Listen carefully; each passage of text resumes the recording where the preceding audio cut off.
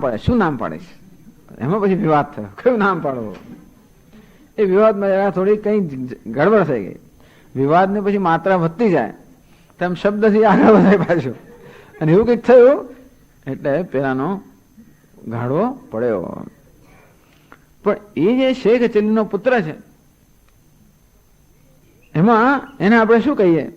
એ શાશ્વત છે કે નહીં? શેખ ચલીનો જે પેલો પુત્ર છે એ નિત્ય છે કે વિનાશી છે? શાશ્વત અશાશ્વત અભિધા ન અજય શું, જેનો જન્મ જ થયો નથી એ વળી શાશ્વત છે કે શાશ્વત નથી? જો ત્યાં મારા દીકરાને મારી નાખ્યો, કયો દીકરો ત્યાં કર્યું બધું. આવું ઘણી વાર શું થાય છે, આમ કલ્પનામાં માણસ રાચતો હોય, સ્વપ્ન પછી એને ઉઠાડવામાં આવે કે કરવામાં આવે, બધું ગુસ્સે થઈ જાય છે કે તમને કેમ ઉઠાડ્યો? અથવા તો અમારી કલ્પનામાં માણસ રાચતો હોય તો કેમ એ કલ્પનાનો ભંગ કર્યો? આપણે નથી ગમતો હતો. ઘણી વાર આપણે એમાં એવો આનંદ લેતા હોઈએ છીએ કે એ વસ્તુ પણ જતી રહે, ન ગમતું હોય. એ શાશ્વત છે કે શાશ્વત નથી? શાશ્વત અશાશ્વત અભિધા ન અજયશું સર્વધર્મેશું, જેનો જન્મ થયો નથી એમાં શાશ્વત શું ને શાશ્વત શું, એ પ્રકારની અભિધા એટલે કે એ પ્રકારની આખ્યા, એ પ્રકારનો વ્યવહાર શબ્દ પ્રયોગ થઈ જ ન શકે. તો કહે છે આત્મની નિત્યાનિત્ય કથા ન અવતરતી. આત્મની નિત્યાનિત્ય કથા, નિત્યાનિત્ય શબ્દ પ્રયોગ ઇત્યત્ર હેતુમાં. તો અજેશુ, જેમ આ બધા ધર્મો જેનો જન્મ થયો નથી એમાં શાશ્વત ના શાશ્વત એ પ્રકારનો ખ્યાલ ન હોઈ શકે, શબ્દ પ્રયોગ ન થાય, તેમ આત્મા જે પણ જન્મ્યો નથી એમાં પણ શાશ્વત કે અશાશ્વત ના કહી શકાય. આત્મા શાશ્વત છે એમ પણ ન કહેવાય. એવું આત્માને શાશ્વત કહીએ તો શાશ્વત જે ખ્યાલ છે એ હંમેશા અશાશ્વતના સંદર્ભમાં છે. કોઈ પણ પ્રકારનો ખ્યાલ હંમેશા એના જે વિરુદ્ધ ખ્યાલના સંદર્ભમાં જ હોય. અંદરથી કોઈ પણ ખ્યાલ મર્યાદિત હોવાનો. કોઈ પણ એક ખ્યાલ હંમેશા બીજા ખ્યાલના વિરોધમાં કે સંદર્ભમાં હોય, તેથી એ બીજા કોઈ ખ્યાલને હંમેશા મર્યાદિત કરવાનો છે. એટલે કે જે શાશ્વત કોને કહીએ આપણે? જે અશાશ્વત નથી એને કહીએ. નિત્ય કોને કહીએ? જે અનિત્ય નથી એને કહીએ. નિત્ય કેવું છે? અનિત્યનું વિરોધી. નિત્ય હંમેશા અનિત્યને ખસેડી મૂકે, શાશ્વત અશાશ્વતને ખસેડી મૂકે. શાશ્વત અશાશ્વતનો વિરોધી, કારણ કે જે અશાશ્વત હોય તે શાશ્વત ન હોય, જે અનિત્ય હોય તે નિત્ય ન હોય. અને તો પછી આત્મા આપણે નિત્ય કહીએ, શાશ્વત કહીએ, એનો અર્થ એ થયો કે અનિત્ય અશાશ્વત એનાથી વિરુદ્ધ આત્મા છે, અથવા તો જે અનિત્યતા છે અશાશ્વતતા છે તે આત્મા નથી. અને તેથી આ ખ્યાલ પણ છે, નિત્ય પણ કહેવું, શાશ્વત પણ કહેવું, કંઈ પણ કહેવું, આ બધા શબ્દ પ્રયોગ હંમેશા કોઈ પણ શબ્દ પ્રયોગ આત્માનું વર્ણન કરવા શક્તિવાન એટલા માટે નથી કે દરેક શબ્દ પ્રયોગ એક પ્રકારનો ખ્યાલ મનમાં ઉત્પન્ન કરે, જે ખ્યાલ બીજા ખ્યાલથી વિરુદ્ધ હોય છે. આમ પૂર્ણતાનો જો ખ્યાલ હોય, पूर्णता जो दर्शन था, यदि मन्ये सुवेदेति, आप जो ऐसा मानते हैं कि आत्मा का ब्रह्म का हमने अच्छी तरह दर्शन किया, धर्मेवाभिनूनम तुम वेत्थ ब्रह्मण रूपम, फिर तो ब्रह्म का एक अंश का ही दर्शन हुआ है. पूर्ण पर जो दर्शन નો વિષય બને, અર્થાત આ એક પણ શબ્દ જે છે હું એમ માનું કે પૂર્ણ એટલે એક પ્રકારનો ખ્યાલ, આ પૂર્ણતા કે શાશ્વતતા પણ જો ખ્યાલ પૂરતી મર્યાદિત થઈ જાય તો એ પૂર્ણ કે શાશ્વત નથી.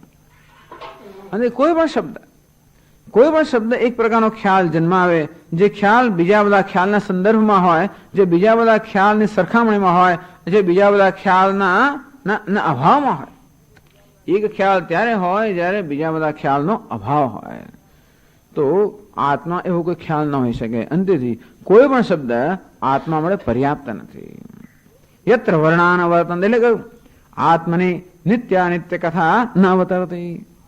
અજ બંને માટે લાગુ પડે.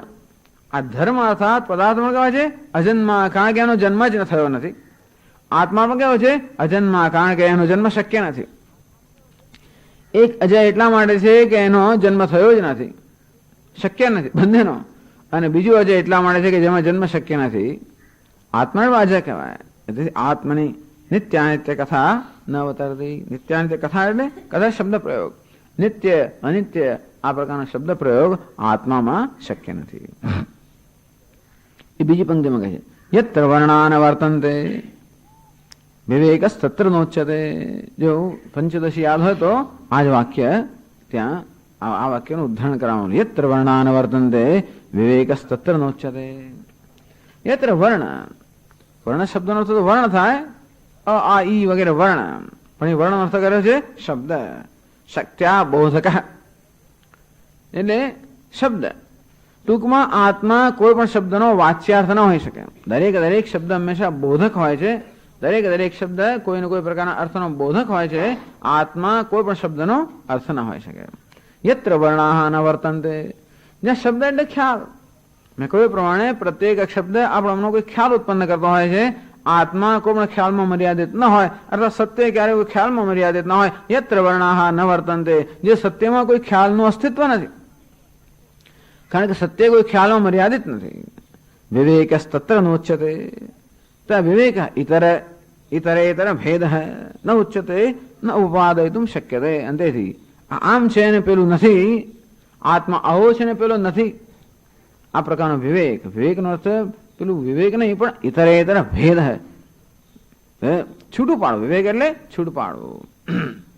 અંતેથી વિવેકસ્તત્ર નોચ્યતે. ત્યાં આ પ્રકારનો વિવેક આમ જ છે નામ નથી. આ પ્રકારનો ખ્યાલ બાંધવો કે આ પ્રકારનો વિવેક કરવો, આ પ્રકારનો નિર્ણય કરવો શક્ય નથી કે આત્મા આમ જ છે અને આમ નથી. ભાષ્યકાર સમજાવે છે પરમાર્થતસ્તુ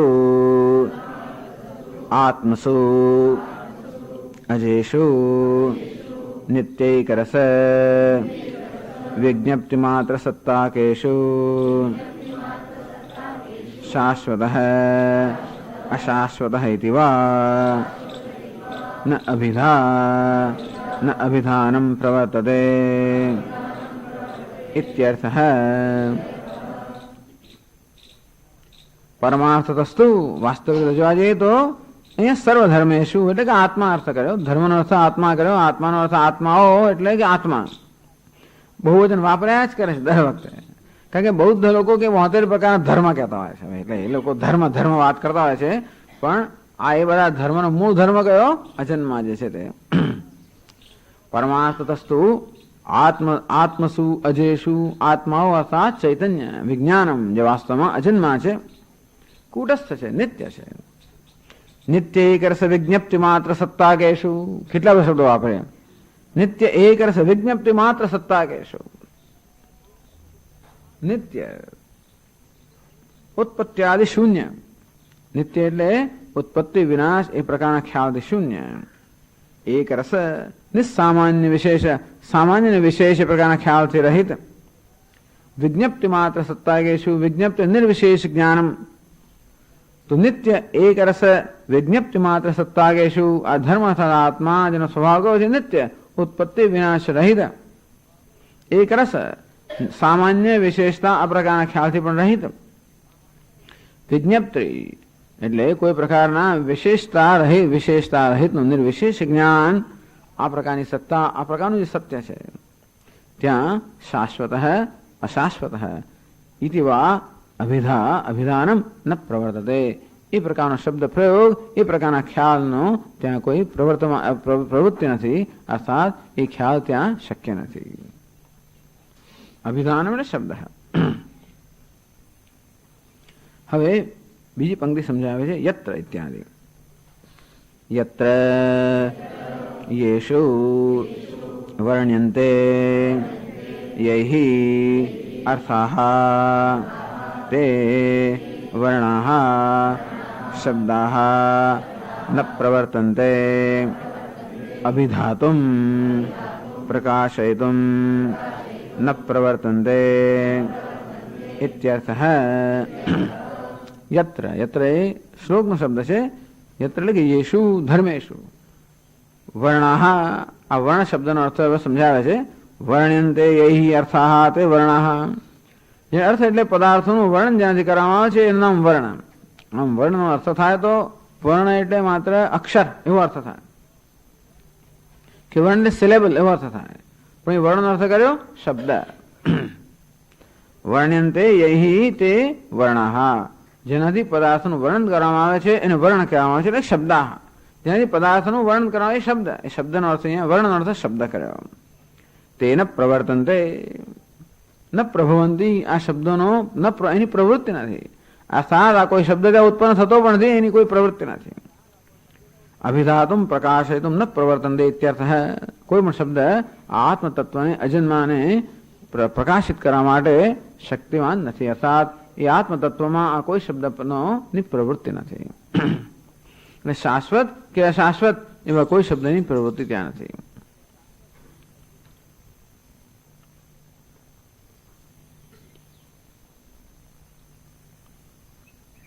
એ જ કહે છે વિવેકસ તત્ર નોચ્યતે, એ આગળ સમજાવે છે.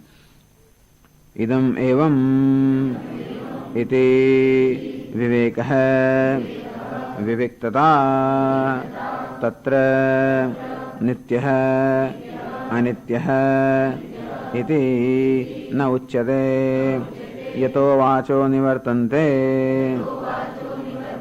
ઇતિ શ્રુતેઃ. ઇદમ એવમ, આમ જ છે. એવું આપણે કે આમ જ છે એટલે શું, પેલું આમ નથી એવું પણ થયું. આમ જ છે એમ કહીએ ત્યારે આમ નથી એમ પણ કહેવાય જતું હોય છે. આમ જ છે પણ એ નથી એના સંદર્ભમાં કહેવાતો હોય છે. અંતેથી આમ જ છે એ પ્રકારનો ખ્યાલ પણ જ્યાં પ્રવર્તમાન નથી. ટૂંકમાં આત્માના દર્શન કરવા માટે આ પ્રકારના ખ્યાલો પણ ત્યાગવા જોઈએ. આમ જ છે અને આમ નથી. અંતેથી એ પ્રકારની આ મનની એક પ્રકારની હંમેશા વૃત્તિ છે કે દરેક વસ્તુના મુલવ્વી, દરેક વસ્તુ આમ નિર્ણય કરવો કે આમ જ છે આમ નથી, આ પ્રકારનો નિર્ણય કરવો એ બુદ્ધિનો સ્વભાવ છે. બુદ્ધિને આ પ્રકારના સ્વભાવમાંથી નિવૃત્ત કરવાની જરૂર છે. સત્યના એટલે આ બધો પ્રભાવ છે કાર્ય કારણનો. આ હેતુ ફલાત્મક સંસારનો પ્રભાવ બુદ્ધિ પર છે કે બુદ્ધિ હંમેશા નિર્ણય કરે કે આમ છે અને તેમ નથી. નહીં તો સમજી જ ના શકે વસ્તુને. તો વસ્તુ એ રીતે સમજાય અને બીજે ન સમજાય એવો આગ્રહ પણ છોડી દેવો જોઈએ કે સમજવાની એક જ રીત છે કે આમ છે ને આમ નથી. એ જે સમજવાની રીત છે એ પણ બુદ્ધિનો આગ્રહ જવો જોઈએ. કારણ કે ઇદમ એવમ, આમ જ છે, નિત્ય અનિત્ય હેતુ, અનિત્ય છે અનિત્ય છે વગેરે એ પ્રકારનો વિવેક. વિવેક નથી, વિવેકતા એવી સ્પષ્ટતા. મિથો ભેદ આમ જ છે અને આમ નથી. આ આમ જ છે એટલે શું થયું, આમ નથી એમ પણ થયું. આ તેમ નથી, આમ છે માટે આ તેમ નથી. આમ કરીને આપણે પરસ્પર ભેદ પાડ્યો અને વિવેક કયો. આ પ્રકારનો વિવેક એના શબ્દો અહીંયા અર્થ વપરાય છે, આ અર્થમાં વપરાય છે. સામાન્ય અર્થમાં આપણે વર્ણ વિવેક જે કંઈ બધા ધર્મ આ શબ્દો વાપરતા હોઈએ એના કરતાં આ પારિભાષિક અર્થમાં વપરાય છે માટે એના અર્થ કરે છે કે આ પ્રકારનો વિવેક એટલે અવિસ્પષ્ટતા. યદિ મન્યસે સુવેદેતી સુષ્ઠુ વેદેતી, સારી રીતે મને બ્રહ્મના દર્શન થયા, સ્પષ્ટ રીતે દર્શન થયા. બ્રહ્મ આમ વર્ણન કરે કે આમ હતું આમ હતું, આવા દર્શન થયા. ધર્મેવા વિનુનમ ત્વમ વેત્થ બ્રહ્મણો રૂપમ, તો બ્રહ્મના એકમાત્ર એક અંશને તું જાણે છે. વિવેકતા તત્ર નિત્ય અનિત્ય હેતિ ન ઉચ્યતે. શા બધી કહો છો, યતો વાચો નિવર્તન્તે ઇતિ શ્રુતેઃ. શ્રુતિ કહે છે યતો વાચો નિવર્તન, જ્યાંથી વાણી એટલે કે શબ્દો પાછા ફરે છે. શબ્દો જેને પહોંચ્યા વગર પાછા ફરે, અર્થાત શબ્દો જેને પહોંચી શકતા નથી. યદ વાચા અનભ્યુદિતમ યેન વાગ અભ્યુદ્યતે. જે વાણી વડે પ્રકાશિત ન થાય, જેનાથી વાણી પ્રકાશિત થાય છે. આમ આત્મજ્ઞાન પ્રાપ્ત કરવાની પ્રક્રિયાઓ સમજાવે છે. ભલે વર્ણન કરતા હોય સિદ્ધાંતનો, પરંતુ આ સિદ્ધાંતના વર્ણનની પ્રક્રિયામાં એ પ્રોસેસમાં કેમ જ્ઞાન પ્રાપ્ત કરવું એ પણ સમજાવે છે કે મનની કયા પ્રકારની સ્થિતિ, એટલે મન કેટલું મુક્ત હોવું જોઈએ. સૂક્ષ્મથી સૂક્ષ્મ આગ્રહમાંથી પણ મન મુક્ત હોય, નહીં તો કંઈ આગ્રહને પકડી રાખો. સૂક્ષ્મ વસ્તુ પણ મન પકડી રાખે ત્યારે પછી પૂર્ણ ન પામી શકે. અને તેથી સર્વ પ્રકારના આગ્રહમાંથી મુક્તિ. ત્યક્ત સર્વ બાહ્ય ઈષણા, જે કે બાહ્ય પદાર્થ બધાની એષણાનો ત્યાગ, કોઈ વસ્તુની એષણા નથી. એટલે વૈરાગ્યને આટલું મહત્વ આપવામાં આવે છે કે એ જ મનની સ્થિતિ છે જે આ તત્વને હું ગ્રહણ કરી શકે, નહીં તો ના કરી શકે. કોઈ પ્રકારની એષણા છે, આગ્રહ છે, કોઈ પ્રકારનું ઓરિએન્ટેશન પેટર્ન, કોઈ પ્રકારનો અંદર એક ખ્યાલ, કોઈ પ્રકારની પદ્ધતિ, આવું કશું પણ મનમાં હોય એ મન કે એ બુદ્ધિ આત્મતત્વને ગ્રહણ કરવા સમર્થ નથી. એના માટે એ બધી વસ્તુઓનો ત્યાગ. એટલે ત્યાગ કેમ કરો? આ વૈરાગ્યની પરાકાષ્ઠા છે. પેલું બધું ખાંડ ના ખાધી મીઠું ના ખાધો ત્યાગ પણ છે, એ કયો છે? આ સ્તરનો ત્યાગ છે. પછી છેવટે કયો ત્યાગ કરવાનો છે? આ ત્યાગ. અહંકાર છેવટે આ ભિન્ન ભિન્ન રૂપે વ્યક્ત થતો હોય, અહંકાર છેવટે આગ્રહના રૂપમાં વ્યક્ત થતો હોય, આવો સૂક્ષ્મ આગ્રહ કે વસ્તુનો આ રીતે નિર્ણય થઈ શકે કે આમ છે અને આમ નથી, એ વસ્તુનો નિર્ણય કરવાનો એક જ રીત છે, એવા પ્રકારનો જે સૂક્ષ્મ આગ્રહ, એનો પણ ત્યાગ. ચિત્ર વર્ણાન વર્તનતે વિવેક તત્ર નોચ્યતે, ત્યાં આમ જ છે નામ નથી, આવું કહેવાય નહીં. તેથી એ વસ્તુનો પણ ત્યાગ. કદાચ કોઈના સંદર્ભમાં સિદ્ધાંતનું પ્રતિપાદન કરે છે, પણ જિજ્ઞાસુ માટે ખંડન મંડન અગત્યનું નથી. જિજ્ઞાસુ માટે શું અગત્યનું છે? આ જ્ઞાન કેમ પ્રાપ્ત કરવું, એ પણ કહેતા જાય છે જોડે જોડે. કદાચ બૌદ્ધોને કે બીજા બધાને સંભળાવતા હશે અને એમને પણ કેળવણી આપતા હશે, એજ્યુકેશન આપતા હશે જોડે જોડે, પણ સાથે સાથે આ પ્રક્રિયા પણ રહેલી છે કે કેવી રીતે આપણે આ વસ્તુઓમાંથી મુક્ત થવું. આત્મન શબ્દાગોચરત્વે કથમસુ વ્યાખ્યાતુભિ શબ્દૈ એવ પ્રતિપાદ્યતામ આચરતી. અરે આત્મા જો શબ્દને ગોચર ન હોય, અર્થાત કોઈ પણ શબ્દની આત્મામાં પ્રવૃત્તિ ન હોય, આત્મા કોઈ પણ શબ્દનો વાચ્યાર્થ ન હોય, અને તેથી શબ્દોથી આત્માનું વર્ણન ન થઈ શકતું હોય. કથમસુ વ્યાખ્યાતૃભિ શબ્દૈ એવ પ્રતિપાદ્યતામ આચરતી.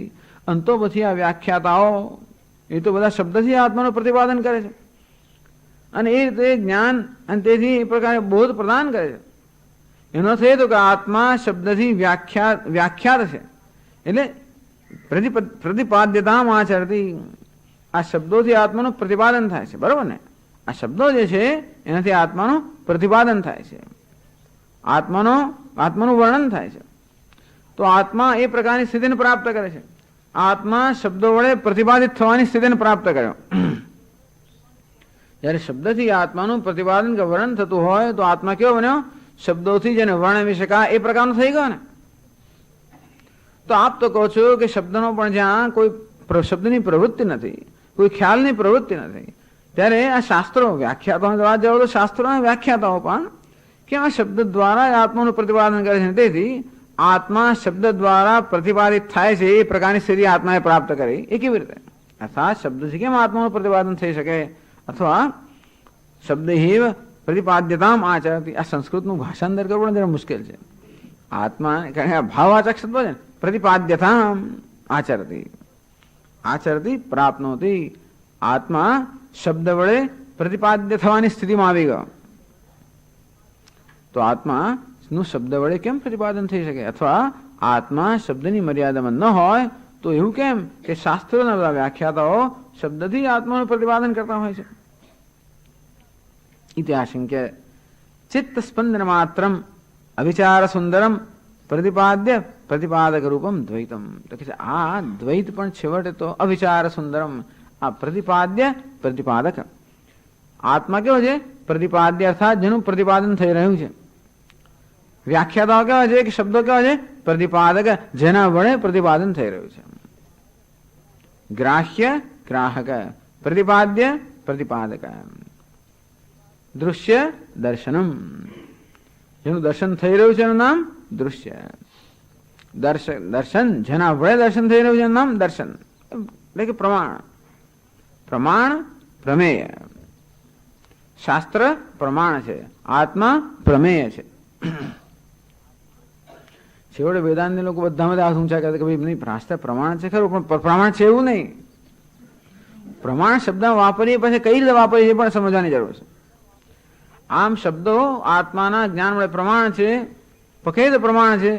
શબ્દ પોતે શાંત થઈને જ પ્રમાણ બનતા હોય છે. છેવટે મૌન વ્યાખ્યા પ્રકટ પરબ્રહ્મ તત્વમ. દક્ષિણામૂર્તિ ભગવાન આ મૌન વ્યાખ્યાથી તત્વનું પ્રતિપાદન કરે છે. આમ શબ્દો પણ આત્માનું પ્રતિપાદન કરે છે, પણ ક્યારે પ્રતિપાદન કરી શકે? શબ્દ પોતે પણ જ્યારે શાંત થઈ જાય ત્યારે, અર્થાત એ શબ્દની પ્રવૃત્તિ બંધ થઈ જાય ત્યારે જ પ્રતિપાદન થાય. લક્ષણાવૃત્તિથી, વાચ્યાર્થથી નહીં. એટલે એ જ લક્ષણાવૃત્તિ, એટલે આપણે એમ કે આપણે સમજી ગયા લક્ષણાવૃત્તિનો અર્થ એ કે અનિર્વાચ્ય જ છે. લક્ષણા અને વાચ્ય વચ્ચે કશો શક્ય સંબંધ બરાબર છે, પણ ખરેખર લક્ષણાવૃત્તિ જ્ઞાન થયું એટલે અનિર્વાચ્ય જ છે. જ્ઞાનની પ્રક્રિયા પણ કેવી છે? અનિર્વાચ્ય છે. મિથ્યા નથી, અનિર્વાચ્ય છે. અર્થાત જેનું નિર્વચન ના થઈ શકે. કારણ કે જ્યાં શબ્દોથી જ્ઞાન થતું હોય ત્યાં આપણે કહી શકીએ કે આ નિર્વાચ્ય છે અર્થાની વ્યાખ્યા થઈ શકે. શબ્દો જે જ્ઞાન સીધું ન કરાવતા હોય તો જ્ઞાન કેમ થાય છે? બસ જે તમારે કહેવું હોય તે કહો, પણ આ શબ્દોની જરૂર તો છે, અને છતાં પણ શબ્દોની જ્યાં પ્રવૃત્તિ નથી. શબ્દો પોતે કેવા છે? હંમેશા એવા છે. ત્યાગની આ પરાકાષ્ઠા છે ને. શબ્દ કેવો ત્યાગ કરે છે? શબ્દના અર્થનું જ્ઞાન ક્યારે થાય? આ ઘટ શબ્દનું ઉચ્ચારણ થાય તો ઘટ શબ્દના અર્થનું જ્ઞાન ક્યારે થાય? શબ્દ પોતાની જાતનું સંપૂર્ણ સમર્પણ કરે ત્યારે જ અર્થનું જ્ઞાન થાય. શબ્દ મનમાં ગુમરાહ કરતો હોય પેલો ધ્વનિ, તો પછી એના અર્થનું જ્ઞાન ન થાય. અર્થનું જ્ઞાન ક્યારે થાય? શબ્દ જ્યારે સંપૂર્ણ પોતાની જાતનું સમર્પણ કરે. તો દુનિયામાં કેવું સમર્પણ ચાલી રહ્યું છે? શબ્દ કે હું તો જઈશ જ નહીં, તો અર્થનું જ્ઞાન ન થાય, અને તો પછી એનો ઉપયોગ જ ના થાય. પછી એને કોણ એનો ઉપયોગ શું? એમ કરીને પોતાની નિરુપયોગિતા સિદ્ધ કરી નાખે. હવે શબ્દ આવો આગ્રહ રાખે કે હું તો નહીં જઉં, એમ કરીને પોતાની નિરુપયોગિતા સિદ્ધ કરતો હોય છે. તો તું જ જતો રહે. પછી આપણે એવું કહીએ તું નહીં જવું તો તારો ઉપયોગ જ નથી. એનો ઉપયોગ ક્યારે છે? એ જાય ત્યારે. તેથી એટલે કે એનું સમર્પણ થાય. આવી વસ્તુ દુનિયાની અંદર છે. અને આ રીતે શબ્દો આત્મતત્વનું ક્યારે જ્ઞાન આપી શકે? યત્ર વર્ણાહાન વર્તન્તે, જ્યાં વર્ણની પ્રવૃત્તિ નથી, અને છતાં વર્ણની આવશ્યકતા છે. પણ આ પારમાર્થિક દ્રષ્ટિએ તો એનો પણ છેવટે બાદ નિષેધ કરવામાં આવે છે કે આ પ્રતિપાદ્ય પ્રતિપાદક રૂપમ દ્વૈતમ, આ થયું ને, દ્વૈત થયું.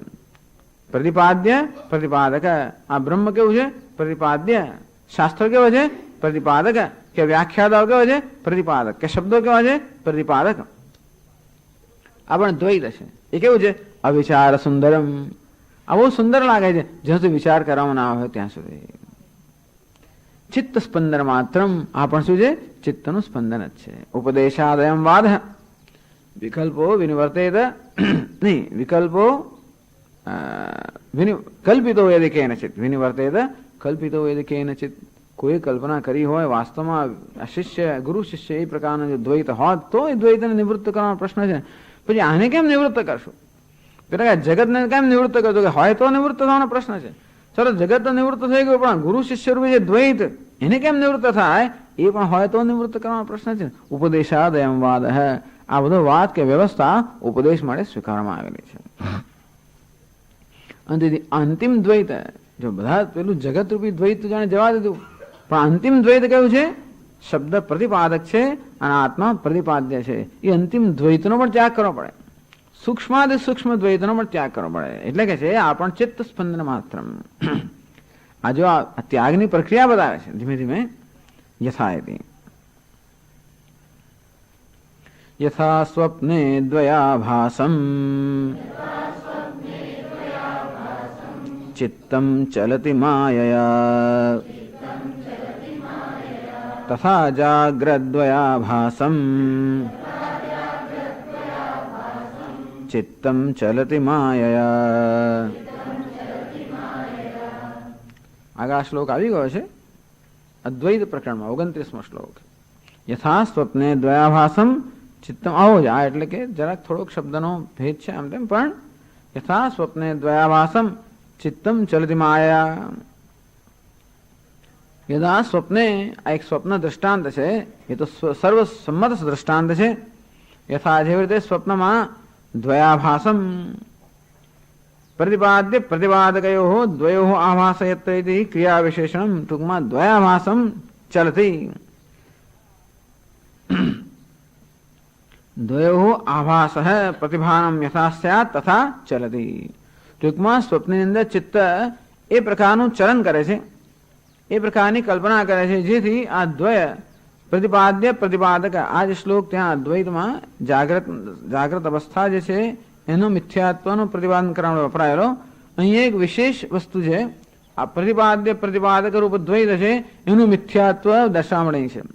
એટલે એની પુનરુક્તિ નથી. એ રીતે આ સંદર્ભમાં શ્લોક એનો એ જ છે, છતાં પણ આ પ્રતિપાદ્ય પ્રતિપાદક નામનું દ્વૈત, અંતિમ દ્વૈત, આ શબ્દ પ્રતિપાદક છે, આત્મા પ્રતિપાદ્ય છે, એ પ્રકારનું દ્વૈત, એ પ્રકારના દ્વૈતનો નિષેધ કરવા માટે આ શ્લોક છે.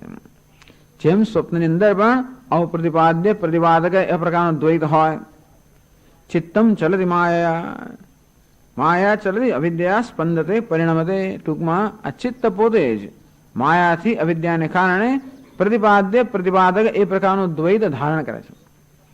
સ્વપ્નમાં ચિત્ત પોતે જ પ્રતિપાદ્ય પ્રતિપાદક એ પ્રકારના દ્વૈતના રૂપે ભાસી રહ્યું છે. ચિત્ત ઉત્પન્ન કરે છે એમ પણ નહીં, ચિત્ત પોતે જ આ પ્રકારના દ્વૈતના રૂપમાં સ્પંદિત થઈ રહ્યું છે, ભાસી રહ્યું છે. ચિત્ત ઉત્પન્ન કરવો તો ચિત્ત ઉત્પન્ન કરનારો થયો ને પાછું દ્વૈત ઉત્પન્ન થયું, એવું નહીં, ચિત્ત જ આ દ્વૈત રૂપે ભાસી રહ્યું છે. અને ચિત્તનું વાસ્તવિક સ્વરૂપ શું? ચિત્ત. અને તેથી સ્વપ્નમાં પણ ખરેખર આ દ્વૈત રૂપે કોણ ભાસી રહ્યું છે? ચિત્ત ભાસી રહ્યું છે. તથા જાગ્રત દ્વયાભાસમ ચિત્તમ ચલતી માયા. તેવી રીતે આ જાગ્રત દ્વય આભાસ, આ જાગ્રત અંદર પણ આ પ્રતિપાદ્ય પ્રતિપાદક વગેરે જે દ્વૈતનો આભાસ છે એ ચિત્તમ. ચિત્ત એટલે કે એ જ ચૈતન્ય માયા ચલતી, એ જ ચૈતન્ય માયાને કારણે આ પ્રતિપાદ્ય પ્રતિપાદક એ તો ભાસી રહ્યું છે, એ પ્રકારનો ખ્યાલ ઉત્પન્ન કરી રહ્યો છે. ટૂંકમાં આપણા મનમાં આ પ્રકારનો દ્રઢ થઈ ગયેલો ખ્યાલ કે વસ્તુનું જ્ઞાન ત્યારે જ થઈ શકે જ્યારે કોઈ શબ્દથી વર્ણન થાય. શબ્દ એટલે ખ્યાલ, પ્રત્યેક શબ્દ એક ખ્યાલ જન્માવતો હોય અને તેથી ત્યારે જ વસ્તુનું જ્ઞાન થાય જ્યારે એ વસ્તુ મારા મનમાં કોઈ પ્રકારનો એક નિશ્ચિત ખ્યાલ ઉત્પન્ન કરે. આ પ્રકારનો દ્રઢ નિશ્ચય માયાથી જન્માવેલો છે. માયાએ આ પ્રકારનો નિશ્ચય મનમાં જન્માવેલો છે. એટલે જ્ઞાનની પ્રક્રિયામાં આ પ્રકારનો નિશ્ચય કે તો જ મેં આ વસ્તુને જાણી કહેવાય, જ્યારે એનો સ્પષ્ટ ખ્યાલ મારા મનમાં જન્મે અને તો જ એ કોઈ પદાર્થનું જ્ઞાન થઈ શકે. અને માટે એટલા જ માટે આત્માનું જ્ઞાન પ્રાપ્ત કરવા આપણે એ જ પ્રક્રિયાનો પ્રયોગ કરીએ છીએ. એ પ્રક્રિયા ત્યાં ન ચાલે. યત્ર વર્ણાવરણાહ ન વર્તન્તે. અને તેથી સામાન્ય રીતે વસ્તુઓ કે પદાર્થોના જ્ઞાન પ્રાપ્ત કરવા માટે જે પ્રકારની પ્રક્રિયા અને ખ્યાલ આપણા મનમાં દ્રઢ છે એ ખ્યાલ અહીં ન ચાલે. એ ખ્યાલ કોણ ઉત્પન્ન કરે? માયા. અર્થાત એ માયા એટલે કે એ ચિત્ત, એ ચૈતન્ય વાસ્તવમાં આવા ખ્યાલ રૂપે ભાસી રહ્યું છે. ક્યાં? સ્વપ્નમાં જેમ ભાસે છે તેમ જાગ્રતમાં પણ જે ભાસે છે આ ખ્યાલ એ પણ માયાથી ઉત્પન્ન થયેલો ખ્યાલ, એટલે એનાથી પણ ન ભરમાઈ જવું. આચાર્ય કહે છે કે વસ્તુનું જ્ઞાન આ પ્રકારે જ થાય એવા નિશ્ચયથી ન ભરમાઈ જવું. એ પણ નિશ્ચય કોણ ઉત્પન્ન કર્યો છે? માયાએ. જેમ પંચદશીકાર કહે છે કે માયા આકાશ આદિ જગતને તો ઉત્પન્ન કરે અને જોડે જોડે એમાં સત્યતાનો ખ્યાલ પણ ઉત્પન્ન કરે. અને તેથી આ 61મા શ્લોકમાં આ કહેવામાં આવ્યું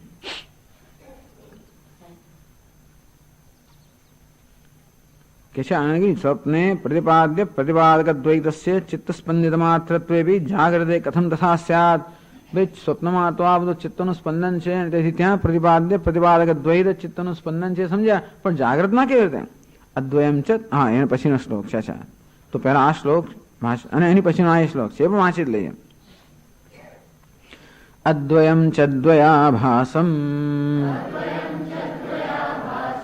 ચિત્તમ સ્વપ્નેન સંશયઃ. અદ્વયમ ચદ્વયાભાસમ તથા જાગ્રન્ન સંશયઃ. હવે સ્વપ્નનું વહી આગળ વર્ણન કરે છે. પહેલા શું કહ્યું કે ચિત્તમ ચલતી માયા. આ ચિત્ત જે છે એ આ સ્વપ્નના જગત રૂપે ભાસી રહ્યું છે, પણ ચિત્તનું વાસ્તવિક સ્વરૂપ શું છે? ચિત્ત જે અદ્વિતીય છે. એટલે અદ્વયમ છે દ્વયાભાસમ. ટૂંકમાં સ્વપ્નની અંદર પણ જે દ્વયનો આભાસ છે એ કોણ ભાસી રહ્યો છે? પેલો અદ્વય જ ભાસી રહ્યો છે. અદ્વિતીય જે ચૈતન્ય છે એ જ સ્વપ્નમાં આ દ્વૈત રૂપે ભાસી રહ્યું છે. ન સંશય, એમાં કોઈ સંશય નથી, કારણ કે ઉભય સંમત છે આ વસ્તુ. સ્વપ્નમાં ચિત્તનું સ્પંદન છે એમાં વાદીની પણ સંમતિ છે પૂરી, કારણ કે આખું વૈતથ્ય પ્રકરણમાં એની સંમતિ લેવામાં આવે. ધારો કે ના હોય તો હોય, પણ એને જે કે દલીલો કરી બધી દલીલનો ઉત્તર આપીને શિવાની સંમતિ લેવામાં આવી કે આ સ્વપ્ન મિથ્યા છે અને ચિત્તનું સ્પંદન છે એમ કરીને સંમત કર્યો. એટલે હવે ઉભય સંમત દ્રષ્ટાંત થઈ ગયું. ત્યાં સુધી નહોતું. આપણે દ્રષ્ટાંત આપ્યું એટલે આપણે એવી માન્યતા ના રાખવી જોઈએ કે આખી દુનિયા સ્વીકારે છે. બધાની આપણે સ્વીકૃતિ લેવી જોઈએ કે ભાઈ તમારા બરાબર છે, આ સ્વીકારે છે આ દ્રષ્ટાંતો, કે હા. એ કે ના ના અમે તો નથી માનતા, તો પછી દ્રષ્ટાંતની પણ ચર્ચા કરવી પડે, દ્રષ્ટાંતને સિદ્ધ કરવું પડે. એ બધી દ્રષ્ટાંત સિદ્ધિ થઈ ગયેલી છે એટલે ન સંશય અત્યારે કહી શકે એવું કોઈ સંશય નથી કે ચિત્ત વાસ્તવમાં જે સ્પંદન કરે છે આપણે માનીએ છીએ એ ચિત્ત પણ શું છે? અદ્વિતીય તત્વ છે. તેથી એ અદ્વિતીય ચિત્ત એ જ વાસ્તવમાં સ્વપ્નમાં આ સર્વ દ્વૈતનું સ્પંદન ભાસી રહ્યું, એ રીતે ભાસી રહ્યું છે. બસ એ જ અદ્વિતીય તત્વ. અદ્વયમ ચ દ્વયાભાસમ અધિષ્ઠાન સ્વરૂપતયા એકમ સ્વપ્ને ચલતી તેનું વર્તતે પ્રતીયતે. તો જે અધિષ્ઠાન ચૈતન્ય સ્વપ્નમાં એ પ્રકારના દ્વૈત રૂપે ભાસે છે, એ અધિષ્ઠાન ચૈતન્ય જાગ્રતમાં આ પ્રકારના દ્વૈત રૂપે ભાસે છે. તથા જાગરણ સંશય હૈ વાદી પ્રતિવાદિનો હો ઉભયો ભી સંમતમ એતદ. સ્વપ્ન માટે કોઈ વાદીને પ્રતિવાદીને ભેદ નથી, અને જાગ્રતમાં પણ આ જ અદ્વિતીય ચિત્ત આ રીતે સ્પંદિત થઈ રહ્યું છે, એમાં કોઈ સંશય નથી.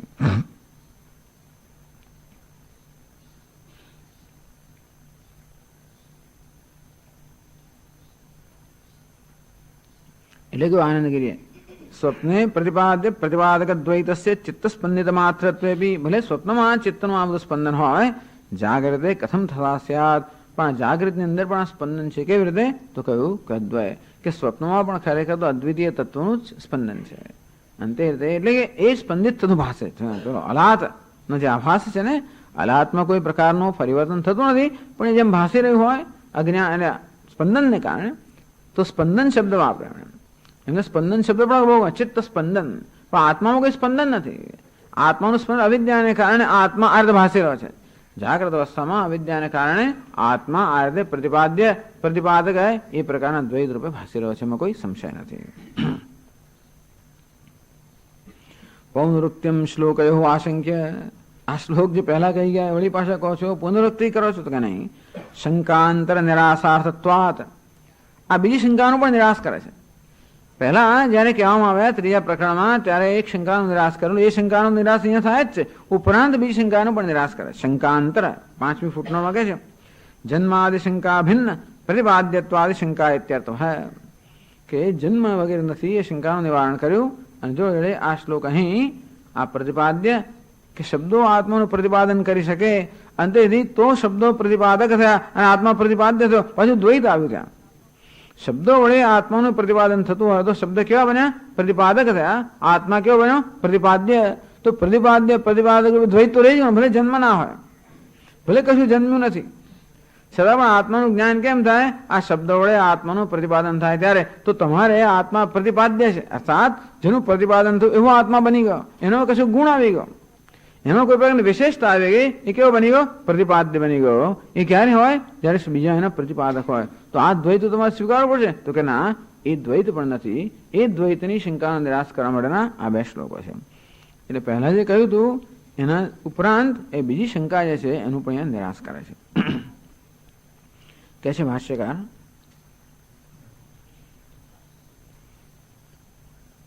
યત પુનઃ વાગોચરત્વમ પરમાર્થતઃ અદ્વયસ્ય વિજ્ઞાનમાત્રસ્ય તન્મનસઃ સ્પંદનમાત્રમ ન પરમાર્થતઃ ઇતિ ઉક્તાર્થૌ શ્લોકૌ. યત પુનઃ અને વળી વાગોચરતમ પરમાર્થ અદ્વયસ્ય વિજ્ઞાન માત્રસ્ય, વળી પછી એ પ્રકારની શંકા ઉત્પન્ન થાય કે અદ્વિતીય વિજ્ઞાન માત્ર તત્વ છે, એનું વાગોચરત્વ સાત શબ્દોને ગોચર છે કે શબ્દોથી પ્રતિપાદ્ય થાય છે. શબ્દ પ્રતિપાદ્યત્વ તન મનસ સ્પંદન માત્રમ, આ જે ખ્યાલ છે એ પણ મનનું સ્પંદન છે.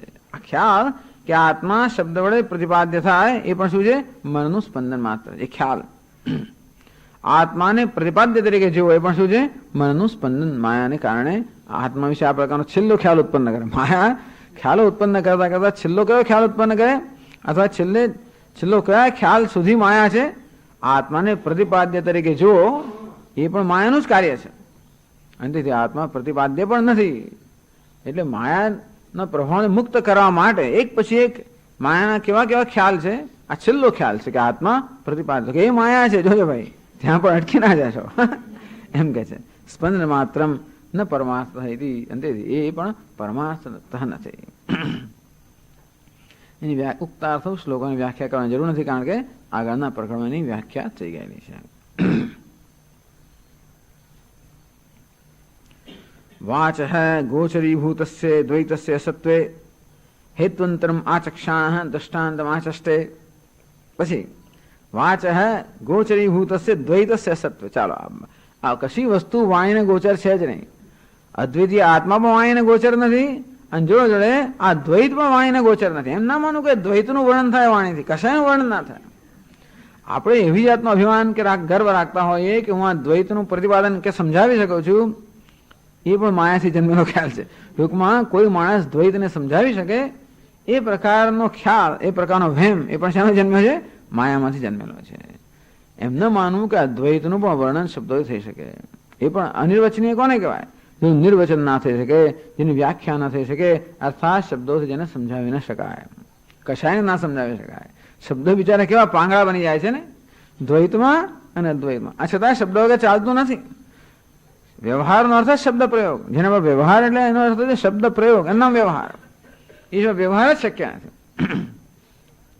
અને છતાં પણ આ બધા શબ્દો પોતાની મર્યાદા બતાવી દે છે, બંનેમાં, દ્વૈતમાં અને અદ્વૈતમાં. જ્યારે દ્વૈતમાં શબ્દનો પ્રયોગ, શબ્દની ગોચરતા છે એમ કરીને આપણે શું કહીએ? દ્વૈત મિથ્યા છે. જો આ દ્વૈતના સંદર્ભમાં શબ્દની ગોચરતા નથી એમ જયારે કહીએ ત્યારે શું એનો અર્થ? જો દ્વૈત અનિર્વચનીય છે એનો અર્થ જો મિથ્યા છે. અદ્વૈત અનિર્વચનીય છે એટલે એક સત્ય છે, એ પારમાર્થિક છે. કેમ? કારણ કે ત્યાં શબ્દની ગોચરતા નથી, અને શબ્દથી પર છે એટલે શબ્દની મર્યાદાથી પર છે. પેલું શબ્દમાં વર્ણવી શકાય નથી, માટે છે જ નહીં. અને આ શબ્દથી વર્ણવી શકાય કારણ કે એ તો પારમાર્થિક છે.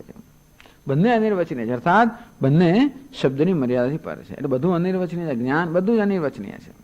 છતાંય પણ આ બધું નિર્વચન જરૂરી છે, કારણ કે આપણે એનાથી ટેવાયેલા છે.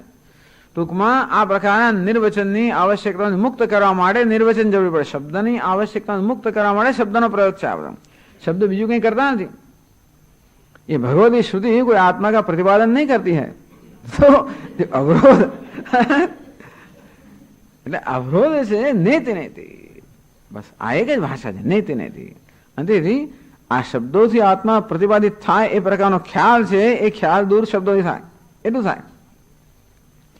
શબ્દો શું કરી શકે? આ જ્ઞાન આડ્યાના અવરોધો બધા દૂર કરી શકે. એટલો શબ્દ નહીં, એટલા માટે શબ્દ જરૂરી છે. જ્ઞાન તો હૈ ही, वो तो उत्पन्न करने की चीज नहीं है. જ્ઞાન તો છે જ, અને માટે એ છે એની આડે જે અવરોધ છે એ દૂર કરવાની આવશ્યકતા છે. એટલે સ્વપ્ન દૃગતિ તો 63મા શ્લોકમાં કહે છે, સ્વપ્ન દૃગ પ્રચરન સ્વપ્ને દિક્ષુ વૈ દશસુ સ્થિતાન અંડજાન સ્વેદજાન વાપી જીવાન પશ્યતિ યાન સદા. પછીનો શ્લોક પણ વાંચવો જોઈએ. સ્વપ્ન દૃક ચિત્ત દૃશ્યાસ્તે ન વિદ્યન્તે તતઃ પૃથક તથા તદૃશ્યમેવેદમ સ્વપ્ન દૃક્ચિત્તમિષ્યતે.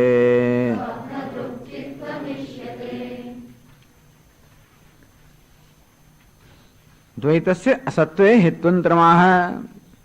આ દ્વૈતનું અસત્વ, દ્વૈત કેવું છે? મિથ્યા છે. એ મિથ્યા સમજાવવા માટેનો બે હેતુ ક્યાં છે? હેત્વંતરમ પૂર્વોક્ત માયામાં હેતુ અપેક્ષા ચિત્ત વ્યતિરેકેણ અસત્વરૂપમ હેત્વંતરમ. પહેલા આ જગત અસત્ય છે કેમ સમજાયું? માયામાય છે એ હેતુ સમજાયું કે માયામાય છે. હવે બીજી રીતે સમજાવે છે. શું? તો કે વાસ્તવમાં ચિત્તથી સ્વતંત્ર આ સર્જનની સત્તા જ નથી. આ જગત સ્વતંત્ર રીતે હોત, એના પોતાના પગ પર ઉભો રહ્યું હોત તો આપણે સત્ય કહેત. પણ ચિત્ત વ્યતિરેકેણ અસત્વરૂપમ, જ્યાં સુધી ચિત્ત છે, મનનું સ્પંદન છે, ત્યાં સુધી આ જગત છે.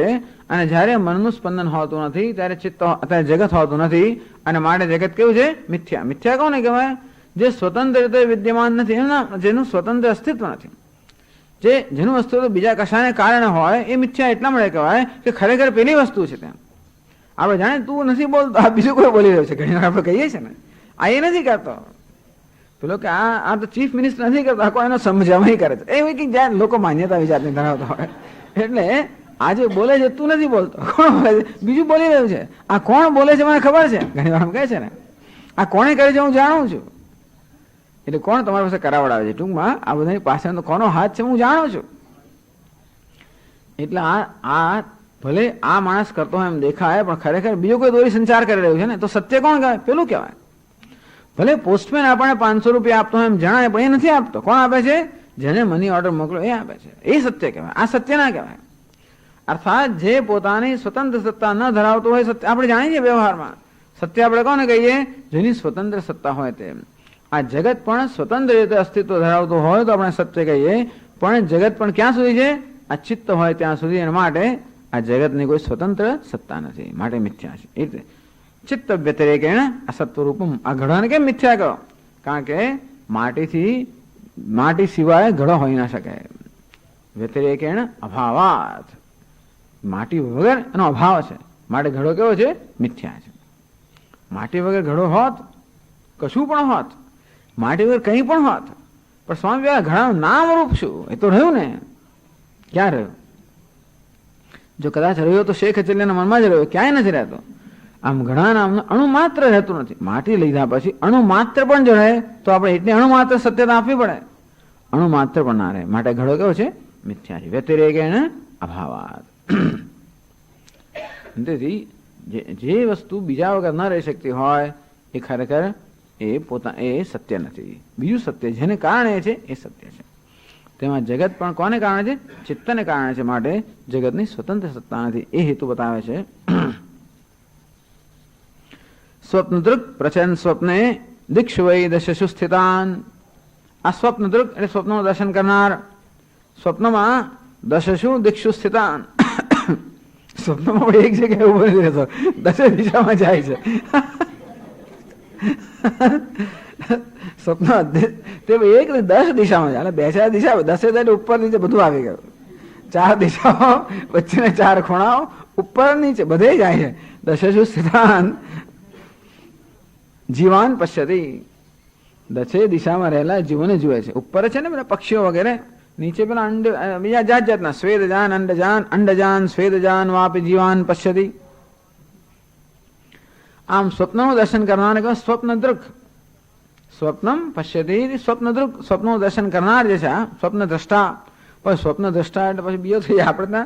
આપણે સ્વપ્ન દ્રષ્ટા. હા, સ્વપ્ન એટલે નહેરુ સ્વપ્ન દ્રષ્ટા હતા. એટલે આમ સ્વપ્નનું દર્શન કરનાર એ જુદી વાત. સ્વપ્ન દ્રષ્ટા આ કેવા? સ્વપ્ન દ્રષ્ટા સ્વપ્નનું દર્શન કરનાર નહીં. આ બધું કારણ કે પેલા ભાષાંતર જયારે કરીએ ને, ડ્રીમરનું ભાષાંતર શું કર્યું ગુજરાતીમાં? આત્મબોધનું ભાષાંતર કરતી વખતે ડ્રીમર, વેકર, ડ્રીમર, સ્લીપર, ડ્રીમર, એનું શું ભાષાંતર કરું? સ્વપ્ન દ્રષ્ટા. સ્વામી સ્વપ્ન દ્રષ્ટા તો આમ કહેવાતું. વાત સાચી છે. સ્વપ્ન તો પેલાને કહેવાય છે જાત જાતના તરંગો રચતો હોય તો કંઈક બીજું દર્શન કરતો હોય ભવિષ્યનું. આ સ્વપ્નદૃક એટલે સ્વપ્નનું દર્શન કરનાર. ટૂંકમાં સ્વપ્ન દ્રષ્ટા એટલે સ્વપ્નમાં રહેલો. દિક્ષુ, દિક શબ્દનો સપ્તમી બહુવચન દિક્ષુ. દશસુ દિક્ષુ સ્થિતાન. 10 દિશામાં રહેલા જીવાન પશ્યતિ. બધા જાત જાતના જીવો. અંડજાન, સ્વેદજાન, એમને હોય અંડજાન, અંડમાંથી જન્મેલા. સ્વેદ એટલે પ્રસ્વેદમાંથી જન્મેલા. એવા ભિન્ન ભિન્ન બધા. પછી જરાયુમાંથી જન્મેલા. અને ઉદ્ભિજ્ય જમીનને ભેદીને ઉત્પન્ન થનારા. આ 4 પ્રકારના ટૂંકમાં જેટલા જીવો છે બધા કદાચ રહી ના જાય એટલા માટે. આમ તો સામાન્ય રીતે પેલા વનસ્પતિ અને પશુ પક્ષીને જરાયું જે છે તે આ બધા મનુષ્યોને બધા, અને આ વનસ્પતિ એ તો બધા ઉદ્ભિજ્ય. પણ કદાચ પેલા બીજા જીવજંતુ હોય નાના મોટા એ બધા અંદર અંડજાન, સ્વેદજાન, સ્વેદ અને લીખ ને જૂના બધા જીવજંતુઓ જોતો હોય માણસ. ટૂંકમાં કશું એમાં કઈ રહી ના જાય. જેટલા કઈ જીવજંતુઓ છે બધા જ. અને એમાં જળ પણ આવી જ ગયું. આ તો ચેતન, આ બધા જે જુએ છે. આપણને એમ થાય કે આ જળ વસ્તુ જાણે મારા ચિત્તનું સ્પંદન, પણ ચેતનનું શું? એ તો ખરું ને, એ તો સ્વતંત્ર છે જ ને. તો કે ના, આ બધા જીવો પણ જે છે તે યાન સદા પશ્યતિ, હંમેશા જો કરે છે. જયારે સ્વપ્નમાં જાય ત્યારે આ બધું જુએ છે. સ્વપ્નદૃક ચિત્ત દૃશ્યાસ્તે. એ બધા કેવા છે? સ્વપ્નદૃક ચિત્ત દૃશ્યા. આ સ્વપ્નદૃક, સ્વપ્નના દર્શન કરનારનું જે ચિત્ત છે એ ચિત્તથી દૃશ્ય છે. અર્થાત ચિત્ત વડે એનું દર્શન થાય છે. ન વિદ્યંતે તતઃ પૃથક. એના માટે એ સ્વપ્નના દર્શન કરનારનું ચિત્ત છે એના કરતા એ બધા વિષયો ભિન્ન નથી. ટૂંકમાં સ્વપ્નમાં જે જળ અને ચેતન પદાર્થો દેખાય છે એ કોણ જુએ છે? સ્વપ્નદૃક જુએ છે. એ સ્વપ્નમાં દર્શન કરનાર બાજુ પેલો સ્વપ્નદૃક એ શેના એના પોતાના ચિત્તથી જુએ છે. આપણું જેમ આ અહીંયા જાગ્રત જગત જોવા માટે હું કોણ છું?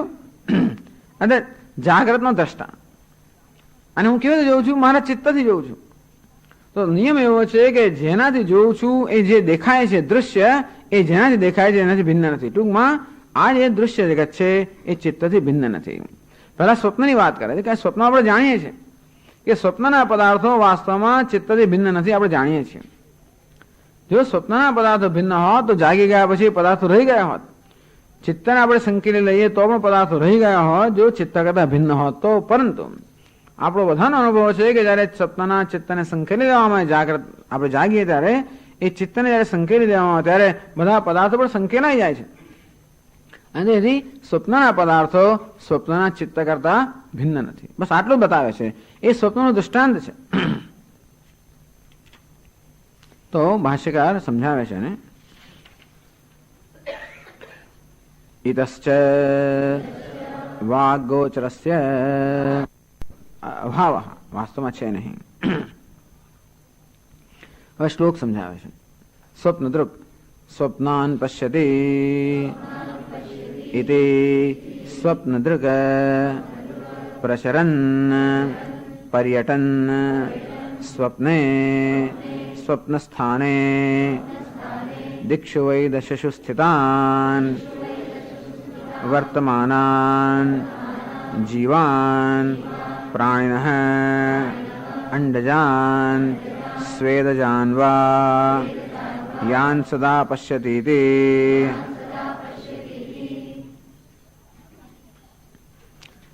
સ્વપ્નદૃક સ્વપ્નાન પશ્યતીતિ. સ્વપ્નદૃક જે સ્વપ્નો જુએ છે એને કહેવાય સ્વપ્નની સ્વપ્નાન પશ્યતિ છે. કારણ કે એક દાડો જોતો હોય વાત છે, રોજ આખો દાડો સ્વપ્ન જ જોયા. બીજું જે જુએ છે સ્વપ્ન જ આમ જોવા જઈએ તો એમની દ્રષ્ટિએ, પણ આપણા જાગૃત દ્રષ્ટિએ પણ તે રોજ સ્વપ્ન જ જોતો હોય તો સ્વપ્નાન પશ્યતિ સ્વપ્નદૃક. એટલે યત્ર સુપ્તો કંચન કામમ કામયતે, જ્યાં ઊંઘતો માણસ કોઈ કામના કરતો માણસ ઊંઘતો જ હોય છે. જે કામનાઓ કરે ઊંઘમાં, એટલે આપણે જેને જાગૃતિ માણસ ઊંઘતો જ હોય છે. શેમાં? અવિદ્યામાં ઊંઘતો હોય છે. એ ઊંઘમાં કામ ના કરે, ઊંઘમાં કામ ના કરે એટલો જ ભેદ હોય છે. ઊંઘના પ્રકાર બદલાતા હોય છે, બાકી ઊંઘ તો છે જ. તેમ સ્વપ્નાન પશ્યતિ જે ભિન્ન ભિન્ન પ્રકારના સ્વપ્નો જોઈને શું કહે? સ્વપ્નદૃક. સ્વપ્નદૃક પ્રચરન એટલે પર્યટન, ચારે બાજુ અટન કરતો હોય અથવા ચારે બાજુ જયારે ફરતો હોય. સ્વપ્ન એટલે સ્વપ્ન સ્થાને સ્વપ્નની અવસ્થામાં દિક્ષુ વૈ દશસુ સ્થિતાન, દશે દિશામાં વર્તમાનાન, દશે દિશામાં જે વર્તમાન છે એવા જીવાન પ્રાણીનઃ એ બધા ભિન્ન ભિન્ન પ્રકારના પ્રાણીઓ, અંડજાન સ્વેદજાન એવા પ્રાણીઓ જે છે એને સદા પશ્યતિ જે હંમેશા જુએ છે. તેન વિદ્યંતે એ સમજી લેવાનું, એ વાસ્તવમાં છે નહીં એવો અન્વય કરવાનો છે. એ વાસ્તવમાં છે કારણ એટલે પછીના શ્લોક સાહેબ જોડ્યું. એટલે પછીનો શ્લોક પણ કહે છે સ્વપ્ન દૃશ્ય આનંદગીરી કહે છે વિષયભૂતાનામ ભેદાનામ તત્ર દૃશ્યમાનત્વેપી દ્વૈત ભેદ મિથ્યાત્વે કિમાયાતમ. ચાલો ભાઈ, સ્વપ્ન દૃશ્ય વિષયભૂતાનામ ભેદાનામ તત્ર દૃશ્યમાનત્વેપી. તો સ્વપ્નના જે પદાર્થો છે એને પેલો સ્વપ્નદૃક જોઈ રહ્યો છે. સારું, અને તેથી સ્વપ્નના પદાર્થોના દૃશ્ય છે, સમજ્યા? તથાપિ દ્વૈત ભેદ મિથ્યાત્વે કિમાયાતમ, એટલે દ્વૈત મિથ્યા છે એવું તમે ક્યાંથી નક્કી કર્યું? સ્વપ્નના પદાર્થો દૃશ્યમાન છે અને માટે મિથ્યા છે એવું કેવી રીતે થાય? તો પૃચ્છતિ યદિતિ, એટલે એનો ઉત્તર આપ્યો સ્વપ્નદૃક ચિત્ત દૃશ્યાસ્તે, કારણ કે સ્વપ્નદૃકના જે ચિત્ત છે એના દૃશ્ય છે અને તતઃ પૃથક ન વિદ્યંતે, એ ચિત્તથી એટલે સ્વપ્નનું જોનાર છે એના ચિત્ત કરતા ભિન્ન એ પદાર્થોની સત્તા નથી. તો ભાષ્યકાર સમજાવે છે યદિ એવં તતઃ કિમ ઉચ્યતે. યદિ એવં એટલે કે સ્વપ્નના પદાર્થો દૃશ્ય છે તો શું થઈ ગયું? તો એટલે શું કહેવા માંગો છો? સ્વપ્નના પદાર્થો સ્વપ્નના દૃકના દૃશ્ય છે, તેથી શું ઉચ્ચતે? તો આગળ કહ્યું એક એક સ્વીકારો એટલે આગળ કહેશું. પેલા આ તો નક્કી થઈ ગયું કે સ્વપ્નના પદાર્થો દૃશ્ય છે, તો કે હા તતઃ કેમ ઉચ્ચતે એ કહેવામાં આવે છે. તો આગળ શ્લોક સમજાવે છે સ્વપ્ન દૃશ્ય चित्तम स्वप्न दृक् चित्तम तेन दृश्यास्ते जीवाः ततः तस्माद् स्वप्न दृक् चित्ताद् पृथक् न विद्यन्ते न सन्ति इत्यर्थः। चित्तमेव हि अनेक जीवादि भेदाकारेण विकल्प्यते।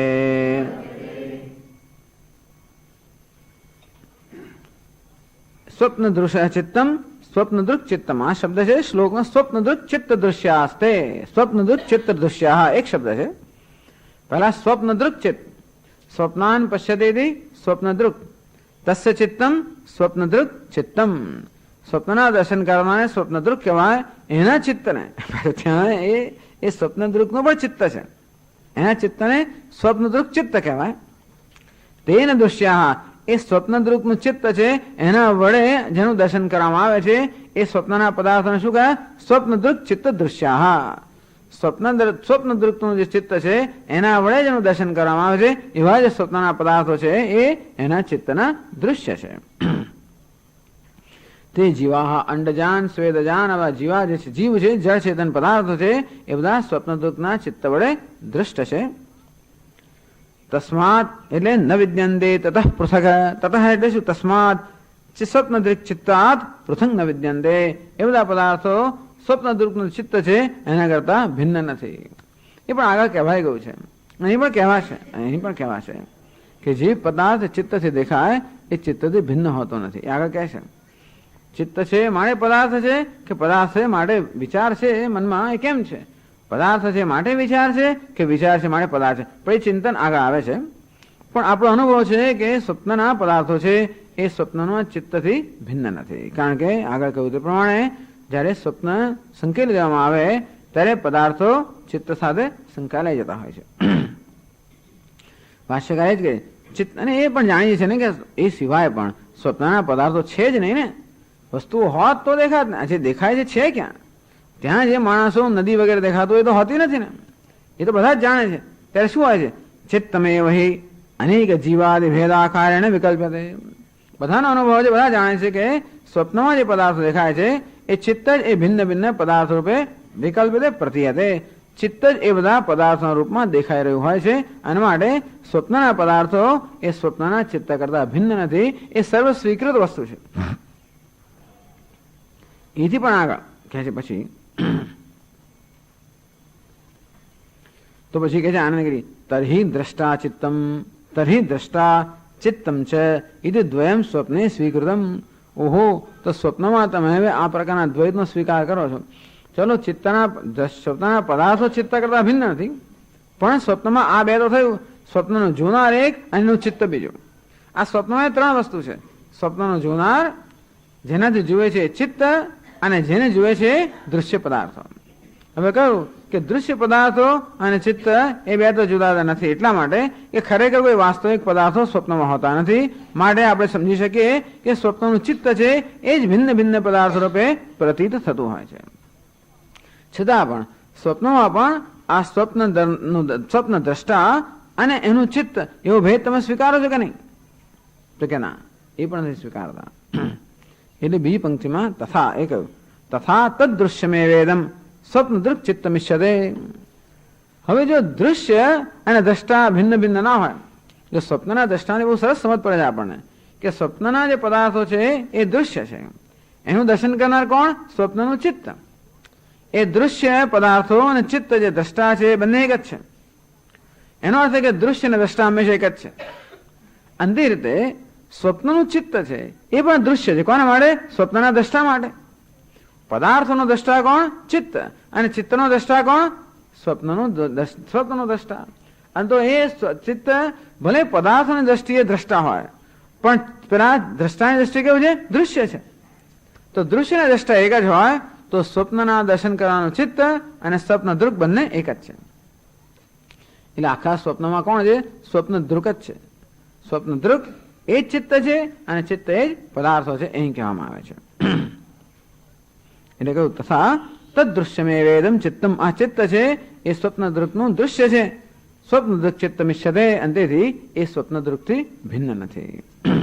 એ કહે છે આગળ ભાષ્યમાં તથા તદપી સ્વપ્ન દૃક ચિત્તમ ઇદમ તદ્દૃશ્યમેવ તેન સ્વપ્ન દૃશા દૃશ્યમ તદ્દૃશ્યમ અતઃ સ્વપ્ન દૃગ વ્યતિરેકેણ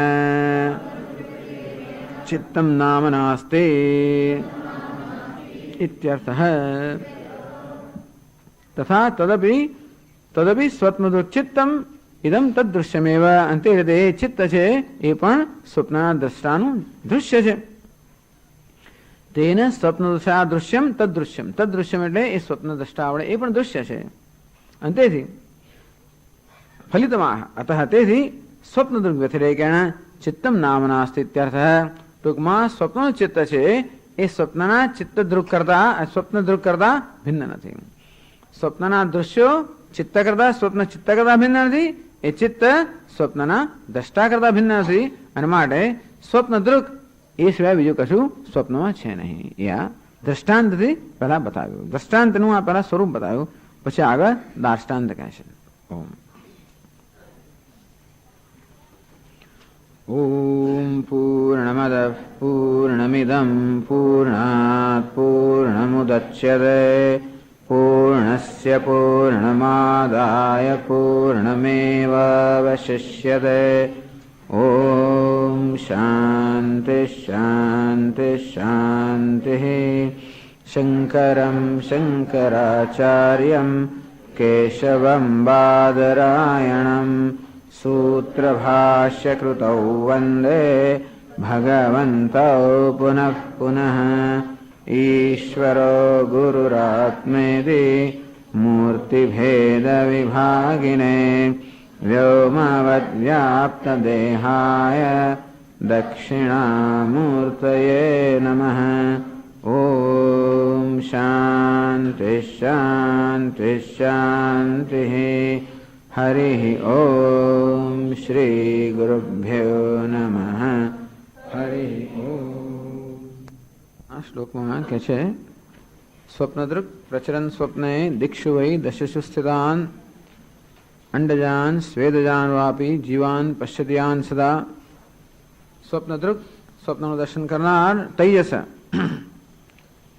જ્યારે સ્વપ્નમાં ભ્રમણ કરતો હોય, દશે દિશામાં રહેલા ભિન્ન ભિન્ન પ્રકારના જીવો એટલે ચેતન એટલે જડન ચેતન સર્વ પદાર્થો ને જે સતત જુદો હોય છે સ્વપ્ન ચિત્ત દૃશ્યાસ્તે એ સર્વ જડ ચેતન પદાર્થો એ સ્વપ્ન દૃક છે એના ચિત્ત વડે દૃશ્ય છે. અર્થાત એના ચિત્તથી જોવાતા હોય છે. ચિત્તના દર્શનના વિષય દૃશ્ય એટલે દર્શનનો વિષય. તો સ્વપ્ન દૃક એનું ચિત્ત છે એના દર્શનના વિષયો છે સ્વપ્નના બધા વિષયો. ન વિદ્યંતે તતઃ પૃથક અને એ સ્વપ્નના વિષયો એ સ્વપ્નદૃકના ચિત્ત કરતા ભિન્ન નથી હોતા. તથા તદ્દૃશ્યમેવેદમ અને તેવી રીતે એ સ્વપ્નદૃકનું ચિત્ત છે તે પણ તદ્દૃશ્યમ સ્વપ્નદૃક દૃશ્યમ. તો સ્વપ્નના પદાર્થો એ ચિત્ત વડે દૃશ્ય છે. ચિત્ત પોણે પેલું સ્વપ્નદૃક વડે દૃશ્ય છે. અંતેથી સ્વપ્નદૃક ચિત્ત મિશ્યતે. અંતેથી એ સ્વપ્નદૃક ચિત્ત પણ સ્વપ્નદૃક કરતા ભિન્ન નથી. દૃશ્ય જે છે એ દ્રષ્ટા કરતા ભિન્ન નથી. તો સ્વપ્નના વિષયો એનું દર્શન કરનાર ચિત્ત કરતા ભિન્ન નથી. એ ચિત્ત પોતે પણ દૃશ્ય છે અને એનો દ્રષ્ટા જે સ્વપ્નદૃક છે એના કરતા ભિન્ન નથી. અતઃ સ્વપ્નદૃક વ્યતિરેકેણ ચિત્તમ નામ નાસ્તિ ઇત્યર્થઃ. અંતેથી સ્વપ્નમાં આ સ્વપ્નદૃક સિવાયનું કોઈ વસ્તુ જ નથી. એનાથી ભિન્ન કોઈ ચિત્ત હોય એવું પણ નથી, એના ભિન્ન કોઈ વિષય હોય એમ પણ નથી. અર્થાત સંપૂર્ણ સ્વપ્ન એ સ્વપ્નદૃક સ્વપ્નનો દ્રષ્ટા અથવા ચૈતન્ય છે, અન્ય કાંઈ જ નથી. આ દૃષ્ટાંત આપ્યું સ્વપ્નનું. દૃષ્ટાંત નિવિષ્ટમર્થમ દાષ્ટાંત કે યોજયતી. આમ દૃષ્ટાંતથી જે અર્થ બતાવ્યો સિદ્ધ થયો કે દૃષ્ટાંત રહેલો અર્થ છે એ હવે દાર્ષ્ટાંત આપણું એટલે જાગ્રત અવસ્થા એ જાગ્રત અવસ્થાના વિષયમાં એની યોજના કરે છે. 65મા શ્લોકમાં કહે છે. 65 અને 66મા શ્લોક બે ભેગા. ચરન જાગરિતે જાગ્રત દિક્ષુ વૈ દશસુ સ્થિતાન અંડજાન સ્વેદજાન વાપી જીવાન પશ્યતિ યાન સદા જાગ્રચ્ચિત્તે ક્ષણીયાસ્તે ન વિદ્યન્તે તતઃ પૃથક તથા તદ્દૃશ્યમેવેદમ જાગ્રતશ્ચિત્તમિષ્યતે.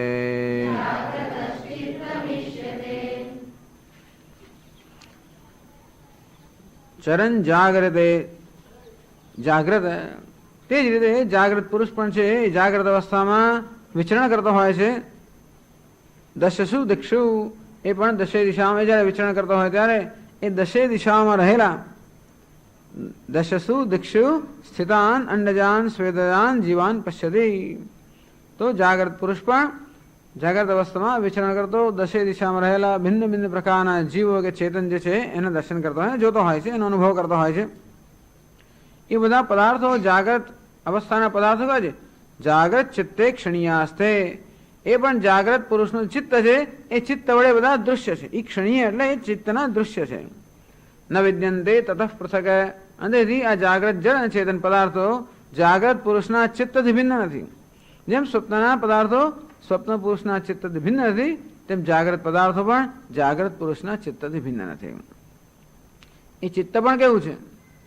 અંતો તથા તદ્દૃશ્યમેવેદમ જાગ્રત જાગ્રત ચિત્ત મિશ્યતે. અને આ જાગ્રતનું ચિત્ત છે એ વડે જાગ્રત પુરુષ વડે દ્રષ્ટા વડે દૃશ્ય છે અને માટે એ જાગ્રત પુરુષ કરતા ભિન્ન નથી. તો પદાર્થો ચિત્તથી ભિન્ન નથી, ચિત્ત પોતે દૃશ્ય છે માટે દ્રષ્ટાથી ભિન્ન નથી. એટલે જાગ્રત અવસ્થા કહીએ પણ દ્રષ્ટાથી અર્થાત ચૈતન્યથી ભિન્ન કંઈ જ નથી. એવું જાગ્રત અવસ્થામાં એ પ્રકારે બતાવ્યું. જાગ્રત અવસ્થો હિ પુરુષ યાન જીવાન પશ્યતિ અત્ર જીવ શબ્દેન કાર્યકરણ સંઘાતા ગૃહ્યંતે. જીવ એટલે કાર્યકરણ સંઘાત. કાર્ય એટલે કે શરીર, કરણ એટલે કે મન અને ઇન્દ્રિયો, સ્થૂળ અને સૂક્ષ્મ શરીરના સંઘાત છે એને આપણે જીવ કહીએ. એ બધા જાગ્રત પુરુષ જોતો હોય છે. તો જીવ શબ્દ કેમ વાપરો? બધાએ બધું વસ્તુ જોવે છે, જળ અને ચેતન બધું જોવે છે. અને ખાસ છતાં ચેતનનો ઉલ્લેખ આ શ્લોકોમાં કરવામાં આવ્યો કારણ કે ચેતનાનામ દૃશ્યત્વ ભાવાદિ દ્રષ્ટવ્યમ. આમ સામે આપણે એમ માનીએ કે જળ પદાર્થો જોતા નથી, પણ સામાન્ય માનીએ કે આ ચેતન પદાર્થો છે એ તો મને જોતા હોય, તો કે ના, એ ખરેખર બધા દૃશ્ય છે. અર્થાત એ દૃશ્ય છે એ જળ જ વસ્તુ છે. ચેતન ખરેખર દૃશ્ય હોતો જ નથી. આપણે એમ કહીએ કે હું જીવને જોઉં છું, અર્થે હું એમ માનું છું કે હું ચેતનને જોઉં છું, પણ ચેતન ક્યારેય પણ મારા દર્શનનો વિષય ન બની શકે. મારા દર્શનનો વિષય તો કોણ છે? આ સ્થૂળ અને સૂક્ષ્મ શરીર જ. આ કાર્યકરણ સંઘાત જ ખરેખર આપણા અનુભવનો વિષય છે. ચૈતન્ય આપણા અનુભવનો વિષય નથી. એટલે જ આપણે જેને એમ કહીએ કે અનેક ચૈતન્ય કે અનેક આત્માઓ છે, એ આત્મા કે ચૈતન્ય આપણા ખરેખર અનુભવનો વિષય નથી. છે તો આ શરીર બધા આપણા અનુભવના વિષયો. અને આ શરીરની જે અનેકતા છે એનો આપણે આરોપ કરીને એમ માનીએ છીએ કે આત્મા પણ અનેક છે. કોઈ અનેક આત્માને જોયો નથી, અનેક ચૈતન્યને કોઈએ જોયું એટલા માટે નથી કે ચૈતન્ય કે આત્મા ક્યારે પણ એ દર્શનનો વિષય બની જ ના શકે. જે જોઈએ છે તો માત્ર સંઘાતને જોઈએ છે. એટલે ટૂંકમાં જેને ચેતન કહેવામાં આવે છે બધા સંઘાત અને જોડે જોડે જળ આ બધા પદાર્થો જે જોઈએ છે. તો હવે ભાષ્યકાર સમજાવે છે કે કયું શ્લોકદ્વય વિવક્ષિતમ અનુમાનદ્વયમ આરચયતિ. આ બે જે શ્લોક છે 65 અને 66 એમાં જે બે પ્રકારના અનુમાન રહેલા છે એ બંને પ્રકારના અનુમાન ભાષ્યકાર રચના કરીને સમજાવે છે. જાગ્રત હૈતિ જાગ્રતો દૃશ્યાઃ જીવાઃ તચ્ચિત્ત અવ્યતિરિક્તાઃ ચિત્તે ક્ષણીયત્વાદ સ્વપ્નદૃક્ ચિત્તે ક્ષણીય જીવવત. પહેલું અનુમાન જાગ્રત દૃશ્યા જીવા. જાગ્રત એટલે કે જાગ્રત પુરુષ જે છે એના દૃશ્ય અથવા જીવો અર્થાત જળ ચેતન પદાર્થો છે. તચ્ચિત્ત અવ્યતિરિક્તા એ જાગ્રત પુરુષના ચિત્તથી અવ્યતિરિક્ત અર્થાત જાગ્રત પુરુષના ચિત્તથી ભિન્ન નથી. જાગ્રત અવસ્થામાં જાગ્રત પુરુષ વડે અનુભવાતા જળ અને ચેતન પદાર્થો એ જાગ્રત પુરુષના ચિત્ત કરતા જુદા નથી. કેમ? ચિત્તે ક્ષણીયત્વાદ હેતુ આપ્યો. આ પ્રતિજ્ઞા થઈ કે જાગ્રત પદાર્થો જાગ્રત પુરુષના ચિત્તથી ભિન્ન નથી. પ્રતિજ્ઞા શા માટે કહો છો? હેતુ ચિત્તે ક્ષણીયત્વાદ, ચિત્તેના ઈક્ષણીયત્વાદ, કારણ કે એ બધા ચિત્તના દૃશ્ય પદાર્થો છે. ચિત્ત વડે વિષય કરેલા પદાર્થ, વિષય કરેલા પદાર્થો છે, ચિત્તના વિષય છે, અર્થાત ચિત્તથી દૃશ્ય છે. તો શું થઈ ગયું? ચિત્તના હેતુ ચિત્તના દૃશ્ય એટલે શું થઈ ગયું? સ્વપ્ન દૃક ચિત્તે ક્ષણીય જીવવત દૃષ્ટાંત. દૃષ્ટાંત કોને કહેવાય? જેમાં હેતુ અને સાધ્ય બંને હોય. એટલે હેતુ તો આપ્યો કે આ બધા ચિત્તના દૃશ્ય છે, માટે ચિત્ત કરતા ભિન્ન નથી. પણ એવું કોને કહ્યું? તો કે જેમ કે સ્વપ્ન દૃક ચિત્તે ક્ષણીય જીવત, જેમ સ્વપ્ન દ્રષ્ટા કે સ્વપ્ન પુરુષ જે હોય છે એના ચિત્તના દૃશ્ય પદાર્થો એના ચિત્ત કરતા જેમ ભિન્ન નથી. એનો અર્થ એ થયો કે ચિત્તના દૃશ્ય પદાર્થો ચિત્તથી ભિન્ન ના હોય એવું સ્વપ્નમાં સિદ્ધ થયું. જાગ્રતમાં પણ આ ચિત્ત જ છે, અને માટે એના દૃશ્ય પદાર્થો જાગ્રત ચિત્તથી પણ ભિન્ન નથી. ચિત્તત્વાદ એમ કહેવાય. ચિત્તે ક્ષણીયત્વાદ, ચિત્તે ક્ષણીયત્વમ, સ્વપ્નમાં પણ ચિત્તે ક્ષણીયત્વમ, ચિત્ત વડે દર્શન કરાવો. અને જાગ્રત સ્વપ્નમાં પણ ચિત્તે ક્ષણીયત્વમ, જાગ્રતમાં પણ ચિત્તે ક્ષણીયત્વમ. એ સમાન હોવાને કારણે હેતુ સમાન છે. અને તેથી જે વસ્તુ સ્વપ્નમાં સાધ્ય છે એ જાગ્રતમાં પણ સિદ્ધ થાય. અર્થાત જાગ્રતના પદાર્થો પણ જાગ્રત પુરુષના ચિત્ત કરતા ભિન્ન નથી, જેમ સ્વપ્નના પદાર્થો નથી તેમ. પછી બીજું અનુમાન, તચ્ચ જીવેક્ષણાત્મકમ ચિત્તમ તદ્દ્રષ્ટુઃ અવ્યતિરિક્તમ. ત્યાં એટલું સુધારવાની જરૂર છે. તદ્દ્રષ્ટુઃ અવ્યતિરિક્તમ, ત્યાં દ્રષ્ટુઃ વ્યતિરિક્તમ એવું લખ્યું છે. દ્રષ્ટુ દૃશ્યત્વાદ સ્વપ્ન ચિત્તવત તચ્ચ ચિત્તમ, તત્ જીવેક્ષણાત્મક ચિત્તમ, એ પણ ચિત્ત. હવે કેવું છે? એ જીવ વડે અનુભવાતું ચિત્ત. તો ચિત્ત વડે અનુભવાતા પદાર્થો જેમ ચિત્તથી ભિન્ન નથી, તેમ જીવ વડે અનુભવાતું ચિત્ત જીવ કરતા ભિન્ન નથી. ટૂંકમાં અનુભવ કરનાર અને અનુભવ પદાર્થો, અનુભૂત પદાર્થો એ ક્યારે ભિન્ન હોઈ ના શકે. જેનો અનુભવ થયો છે આગળ પણ કહેશે. પણ અત્યારે કહેવામાં આવે, અત્યારે માત્ર આ સ્વપ્નના દૃષ્ટાંતથી સિદ્ધ કર્યું. સ્વપ્નના દૃષ્ટાંતથી સિદ્ધ કર્યું કે સ્વપ્નના પદાર્થો જેમ સ્વપ્નના ચિત્તથી ભિન્ન નથી અને સ્વપ્નનું ચિત્ત એ દ્રષ્ટાથી ભિન્ન નથી, એ જ પ્રકારની વ્યવસ્થા જાગ્રતમાં પણ હોવાને કારણે એ જ હેતુ અને એ જ સિદ્ધ થાય છે જાગ્રતમાં કે જાગ્રતનું ચિત્ત પણ જાગ્રતના પુરુષ કરતા ભિન્ન નથી. તચ્ચ જીવેક્ષણાત્મકમ ચિત્તમ, જીવ વડે જેનું દર્શન થાય છે તો જીવનું દ્રશ્યભૂત જે ચિત્ત છે તે તદ્દૃષ્ટુ અવ્યતિરિક્તમ, આ જાગ્રત અવસ્થાનો જે દ્રષ્ટા જીવ છે એનાથી ભિન્ન નથી. દ્રષ્ટુ દૃશ્યત્વાદ, કારણ કે એ દ્રષ્ટા વડે દૃશ્ય છે. સ્વપ્ન ચિત્તવત, જેમ સ્વપ્નમાં છે તે જ રીતે જાગ્રતમાં પણ છે. અને તેથી જાગ્રત પુરુષનું ચિત્ત જાગ્રત પુરુષ કરતા ભિન્ન નથી. પણ મારા શ્લોકો સમજાવતા ને સારા અનુમાન આપી દેતા, શ્લોક સમજાવતા નથી. અક્ષર વ્યાખ્યાનમ તો દૃષ્ટાંત વ્યાખ્યાન સ્પષ્ટત્વાદ, એટલે આ બે શ્લોકમાં રહેલા દૃષ્ટાંત જે છે અને એનો જે અનુમાન છે આપી દીધા. એટલે પહેલા આગળના બે શ્લોકમાં જે દૃષ્ટાંત સ્વપ્નનું એનું વ્યાખ્યાન કર્યું, એટલે આ બે શ્લોકનું વ્યાખ્યાન પણ થઈ ગયું એમ સમજી લેવાનું. અક્ષર વ્યાખ્યાનમ તો દૃષ્ટાંત વ્યાખ્યાન સ્પષ્ટત્વાદ, આગળ સ્વપ્નના દૃષ્ટાંતનું વ્યાખ્યાન કર્યું એટલે આ શ્લોકમાં સ્પષ્ટ થઈ જવા જોઈએ. એટલે કે છે ઉક્તાર્થ મન્યત, બીજું બધું તો બીજી વ્યાખ્યા થઈ ગઈ છે. વગર મફતનું લાંબુ ચોળો કરવાનું નહીં ટૂંકમાં.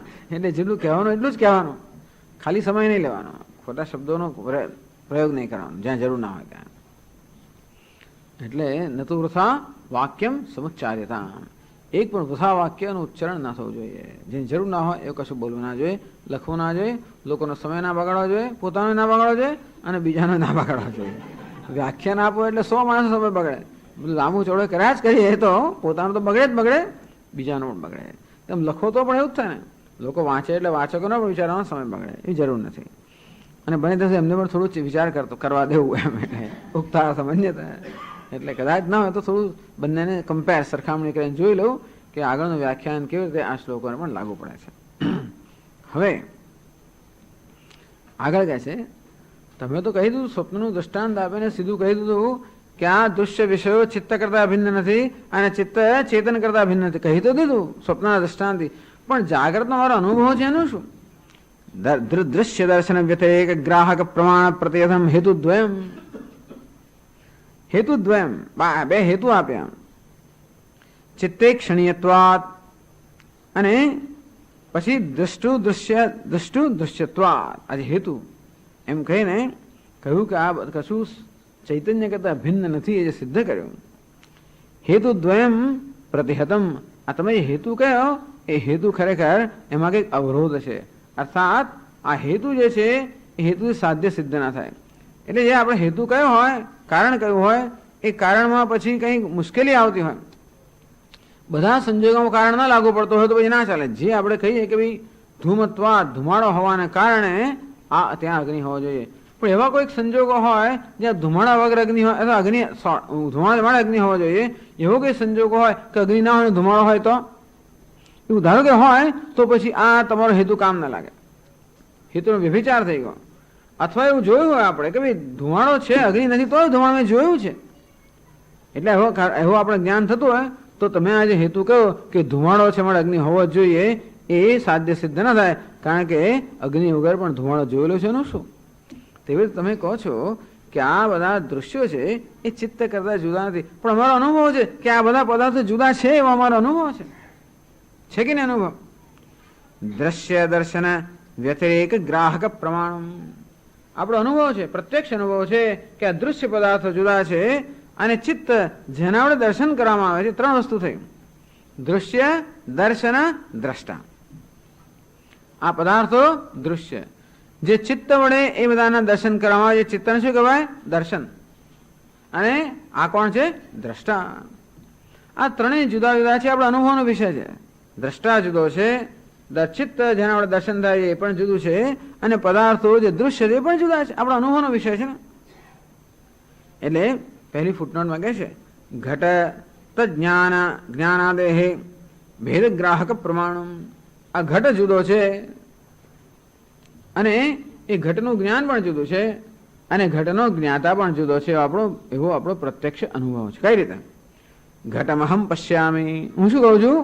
આ ઘડો હું જોઉં છું. જયારે કહીએ ત્યારે ઘડો એક વસ્તુ થઈ, જોવું બીજી વસ્તુ થઈ, અને હું જોનાર ત્રીજી વસ્તુ થઈ. આપણે જયારે કહીએ હું આ ઘડો જોઉં છું એવું વાક્ય બોલીએ છીએ, એમાં જોવાનો વિષય કયો છે? ઘડો. કોણ જોવે છે? હું. અને ત્રીજી વસ્તુ કઈ છે? જોવું, એટલે કે દર્શન. એટલે આ ઘડો, ઘડાનું દર્શન અને ઘડાનો દ્રષ્ટા, આ ત્રણેય ભિન્ન છે. એ આપણા રોજબરોજના પ્રત્યક્ષ અનુભવનો વિષય છે. અંતેથી જે વસ્તુ અનુભવનો વિષય હોય એ તમે ગમે તેમ દલીલ કરીને ખોટો ન ઠરાવી શકો.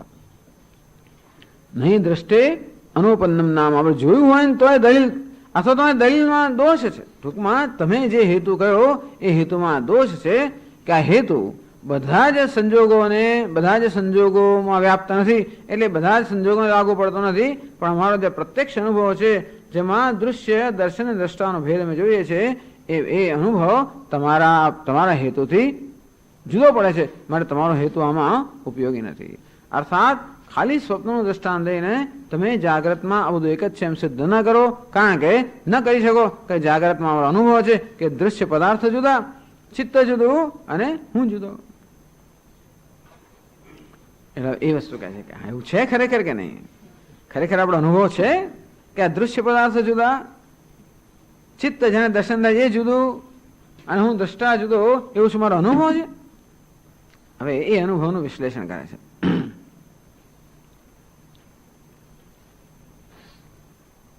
તો જો આનંદગીરી સમજાવે છે, દૃશ્ય દર્શને પરસ્પર અપેક્ષ સિદ્ધિકે.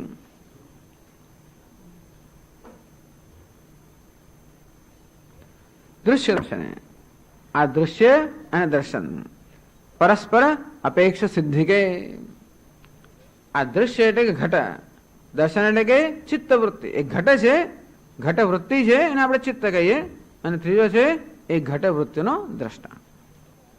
તો હવે પહેલા આ ઘટ એટલે કે દૃશ્ય, અને ઘટ વૃત્તિ એટલે ચિત્ત. દૃશ્ય દર્શન, દૃશ્ય દર્શને પરસ્પર અપેક્ષ સિદ્ધિ કહે છે કે ઘટ અને ઘટ વૃત્તિ એ બે ખરેખર જુદા નથી. કેમ નથી? કારણ કે એ બંને એકબીજા પર આધારિત છે. આ ઘટ વૃત્તિ છે એવું કેમ ખબર પડે? ક્યારે ખબર પડે? ઘટ વૃત્તિ ક્યારે હોય? જયારે ઘટ હોય ત્યારે. અને ઘટ છે એવું ક્યારે કહીએ? ઘટ વૃત્તિ હોય ત્યારે. મનમાં ઘડાનો વિચાર હોય તો જ કહી શકીએ ઘડો છે. અને ઘડાનો વિચાર ક્યારે હોય? ઘડો હોય ત્યારે. એટલે ઘડાનો વિચાર જે છે ઘટ વૃત્તિ એ પોતાના હોવા માટે શેના પર આધારિત છે? ઘટ પર. પણ ઘટ પોતે એના હોવા માટે શેના પર આધારિત છે? ઘટ વૃત્તિ પર. ઘટ વૃત્તિ ન હોય તો ઘટ છે એમ ન કહી શકાય, અને ઘટ ન હોય તો ઘટ વૃત્તિ ન હોઈ શકે. અને માટે બંને પોતાના હોવા માટે અન્ય પર આધારિત છે. પરસ્પર અપેક્ષ સિદ્ધિ કે પહેલા તમે નક્કી કરો ઘટ છે એમ સ્વતંત્ર નક્કી કરો, અને પછી સ્વતંત્ર નક્કી કરો ઘટ વૃત્તિ છે તો જુદી વાત છે. પરંતુ ઘટ વૃત્તિ છે એવું નક્કી કરવા માટે ઘડાની જરૂર પડે છે, અને ઘડો છે એ નક્કી કરવા માટે ઘટ વૃત્તિની જરૂર પડે છે. અને એની ઘટ વૃત્તિ ઘડા પર આધારિત છે, અને ઘટ વૃત્તિ પર આધારિત છે. પરસ્પર અપેક્ષ સિદ્ધિ કે દૃશ્ય સિદ્ધે તદવચ્છિન્નમ દર્શનમ શુદ્ધતિ. પેલા ઘડો છે એવું સામ નક્કી થાય તો જ ઘટ વૃત્તિ છે એ નક્કી થાય. તદવચ્છિન્નમ તદ વિષયકમ તસ્ય ચ સિદ્ધૌ તદવચ્છિન્નમ દૃશ્યમ સિદ્ધતિ. અને આ ઘટ વૃત્તિ છે એ નક્કી થાય તો ઘટ છે એ નક્કી થાય.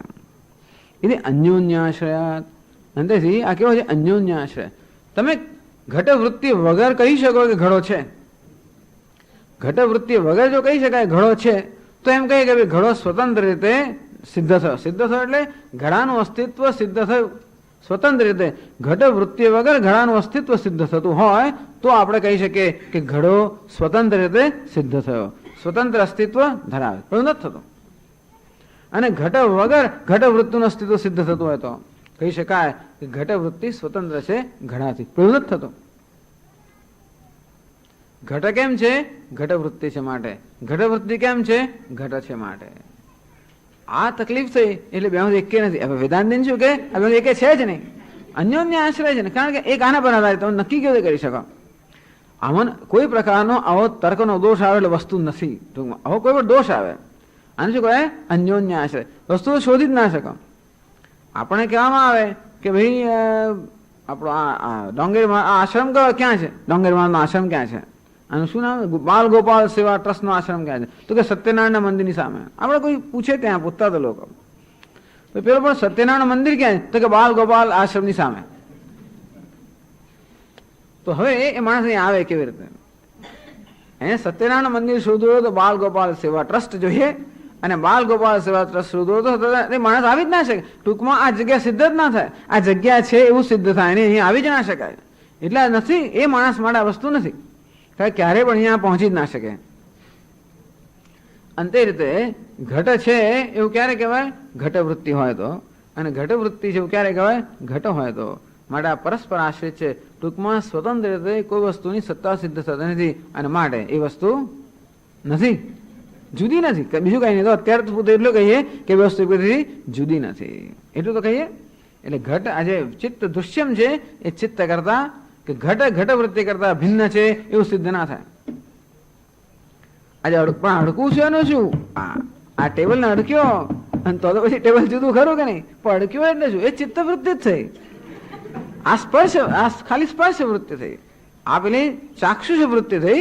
આ કેવી થઈ? સ્પર્શ વૃત્તિ થઈ, સ્પર્શન વૃત્તિ થઈ. આપણે અડકી કહીએ એટલે એ વૃત્તિ જ છે. ક્યાં વૃત્તિ છે? મનમાં. આમ બધું કરવા છતાં મનમાં વૃત્તિ ના પડે તો આ ટેબલ મારે માટે નથી.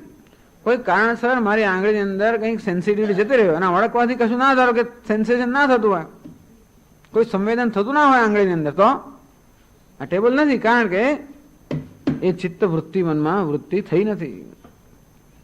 આ પદાર્થ એટલે એમ ના માનું કે આ હું આ ટેબલને અડકું છું. પેલો કે ટેબલને અડક્યા, શેને અડક્યા? ખરેખર શું છે? માત્ર ટેબલના આકારની વૃત્તિ જે છે એનું દર્શન કરું છું.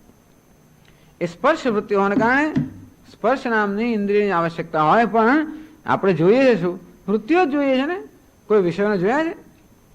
આપણે શું જોઈ શકીએ? વૃત્તિ. વિષય હોય એની વૃત્તિ ન મનમાં, એની વૃત્તિ મનમાં ન જન્મે તો વિષય ક્યારેય જ્ઞાનનો વિષય બની જ ના શકે. એ તો ઘણી વસ્તુ હોય તોય દેખાતી નથી, આપણે ન દેખાય એટલે વૃત્તિનો વિષય ના બને તો હોય છે કે એ સિદ્ધ થતું જ નથી. જો ટેબલના નીચેના ખાનામાં નીચેના ચાય જોઈએ ખરા, આમ ભાગા મારીએ, પાછા આવે 10 મિનિટ પછી જડ્યું નથી ત્યાં ત્યાં આવે બતાવજો આ રહ્યું. અને તેથી એ વસ્તુ હોય પણ જો વૃત્તિનો વિષય ના બને તો એ નથી, એનું અસ્તિત્વ સિદ્ધ થતું નથી. અને તેથી અન્યોન્ય દૃશ્ય થયા બંને. અતઃ દૃશ્ય દર્શનયો અન્યત્રસ્યાપી નિરપેક્ષ સિદ્ધિ અભાવાત. આ દૃશ્ય અને દર્શન, ઘટ અને ઘટવૃત્તિ, ઘટવૃત્તિને દર્શન કહેવાય, ઘટને દૃશ્ય કહેવાય, એ બંને નિરપેક્ષ સિદ્ધિ અભાવાત, એકબીજાની અપેક્ષા વગર સિદ્ધ થઈ શકતા નથી. અંતેથી આનંદગીરી મહારાજ કહે છે અતઃ વિભાગ અવગાહી પ્રમાણ અભાવાત. અંતેથી આ દૃશ્ય અને દર્શન એ બંને જુદા જુદા છે એ પ્રકાર એ નક્કી કરનાર કોઈ પ્રમાણ નથી આપણી પાસે. કે આ દૃશ્ય એટલે કે ઘટ એ ઘટવૃત્તિ કરતા ભિન્ન છે એ આપણા જ્ઞાનનો વિષય નથી. અર્થાત ઘટ ઘટવૃત્તિ કરતા ભિન્ન છે કે ઘટવૃત્તિ ઘટ કરતા ભિન્ન છે એ સિદ્ધ કરવા માટે આપણે શું પ્રમાણ છે? કોઈ પ્રમાણ નથી. વિભાગ, વિભાગ એટલે શું? એ બંનેનો વિભાગ, ઘટ અને ઘટવૃત્તિનો અવગાહી, એ વિભાગને સિદ્ધ કરે કે વિભાગને ગ્રહણ કરી શકે એવું પ્રમાણ આપણી પાસે નથી. कैसे फुटनोट 4 में सिद्ध्यो હોય વહી ભેદ પ્રમાણેન ગૃહ્યતે. જે સિદ્ધ થયું હોય એનો જ ભેદ, સિદ્ધ એટલે સ્વતંત્ર રીતે જે અસ્તિત્વ ધરાવતો હોય એનો જ ભેદ આપણે પ્રમાણથી એટલે કે આપણા જ્ઞાનના વિષયથી, જ્ઞાનના પ્રમાણથી જોઈ શકીએ. જ્ઞાન જ્ઞેયોશ્ચ ન ઉક્તરીત્યા સિદ્ધિ સંભવતી. પણ જ્ઞાન અને જ્ઞેય, દૃશ્ય અને દર્શન આગળ કહ્યું પ્રમાણે એ પરસ્પર ભિન્ન છે, એ કોઈ સિદ્ધ થઈ શકતું નથી.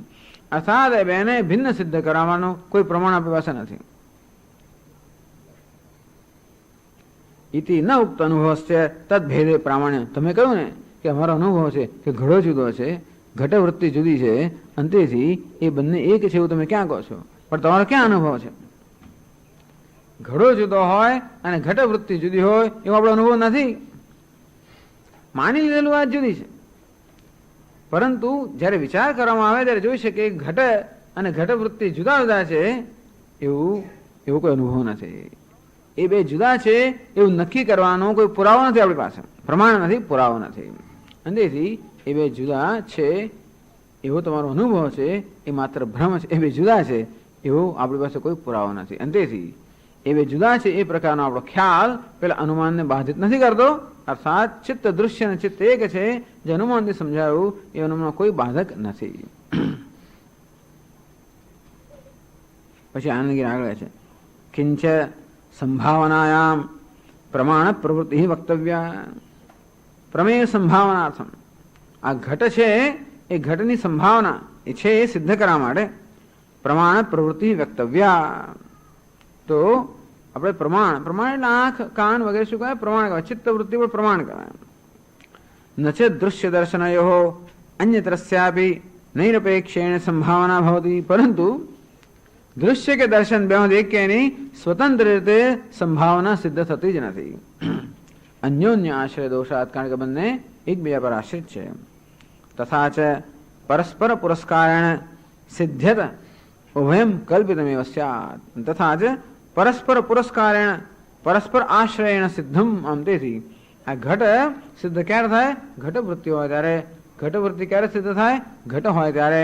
આમ પરસ્પરના આશ્રયથી સિદ્ધ થનારી બંને વસ્તુ કેવી છે? કલ્પિતમેવ સ્યાત, વાસ્તવમાં છે જ નહીં. મેં કહ્યું ને વાસ્તવમાં આ જગ્યા જ નથી, જરે જ નહીં, તમને મળી જ ના શકે, એટલે છે જ નહીં. વસ્તુ એની જાતે સિદ્ધ થતી હોય તો બરાબર છે, પણ પરસ્પર અપેક્ષાથી સિદ્ધ થતી હોય તો બેમાંથી એકે નથી, બંને શું છે? કલ્પના જ છે. કલ્પિતમ એવ સ્યાદિતિ મત્વાહ કિમ તત. બસ એટલે આ દૃશ્ય, આ દર્શન કે ચિત્ત કરતા ભિન્ન છે એવું સિદ્ધ થાય એની બંને એક જ છે. હમણાં પૂરતા બંને એક છે, પછી છેવટે બંને કલ્પિત છે. એ આ 67મા શ્લોકમાં કહે છે ઉભે હ્યન્યોન્ય દૃશ્યેતે કિમ તદસ્તીતિ નોચ્યતે લક્ષણા શૂન્યમુભયમ તન્મતે નૈવ ગૃહ્યતે.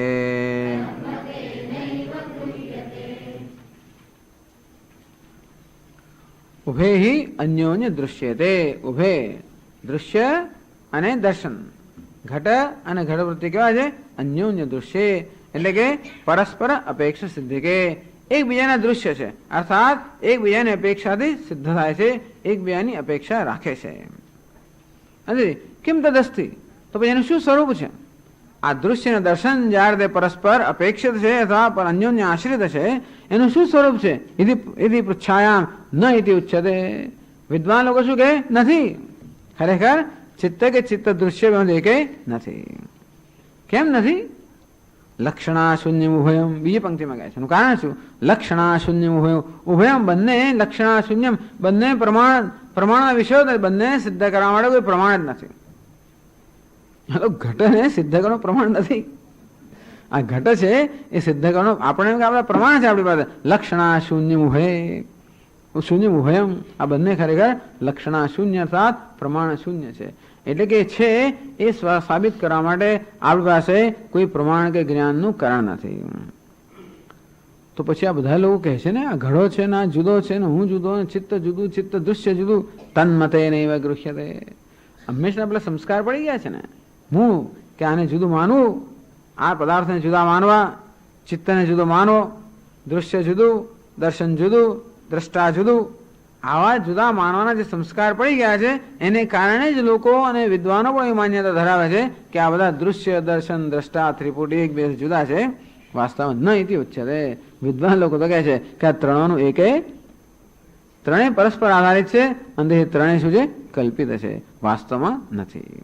તો શું છે? એક જ વસ્તુ ચૈતન્ય છે, વિજ્ઞાનમ અથવા સંવિત. એ જ કહ્યું આનંદગીરી, તદ્દૃશ્યમ દર્શનમ વાક્યમસ્તિ ઇતિ પૃષ્ઠે વિવેકેન નાસ્તિ ઇત્યેવ ઉચ્યતે. આમ જ્યારે કોઈ પૂછે કે આ દૃશ્ય શું વસ્તુ છે, દર્શન શું વસ્તુ છે, ત્યારે વિવેક મનુષ્ય કહે છે કે છે નહીં, નથી. ન ઉચ્ય ન ઇતિ ઉચ્યતે પ્રાગૃત દોષાત, કારણ કે આગળ દોષ કયો? અન્યોન્ય આશ્રિતત્વાત. કિંચ પ્રામાણિકસ્યૈવ પ્રામાણિકો ભેદ સંભવતી. પ્રામાણિક પ્રમાણ સિદ્ધમ, તો જે ભેદ પ્રમાણ સિદ્ધ થયો હોય એ જ ભેદ આપણે સ્વીકારી શકીએ. ન છે દૃશ્ય દર્શનયો સ્વરૂપે પ્રમાણમસ્તિ. પણ આ દૃશ્ય છે અને આ દર્શન છે એ પણ નક્કી ના કરી શકાય. આ દૃશ્ય છે અને આ દર્શન છે એવું સિદ્ધ કરવાનું કોઈ પ્રમાણ નથી. કારણ કે દૃશ્યની મર્યાદા ક્યાં ને દર્શનની મર્યાદા ક્યાં એ પણ નક્કી ના થઈ શકે ને. અને તેથી આ દૃશ્ય અને દર્શન બેમાંથી એકેને સિદ્ધ કરવાનું કોઈ પ્રમાણ ન હોવાને કારણે એ કહ્યું કે એ નથી. એટલે વિદ્વાનો કહે છે કે ખરેખર આવું કશું છે નહીં. કથમ તર્હિ પ્રમાણ પ્રમેય વિભાગ વાદિભી ગૃહ્યતે.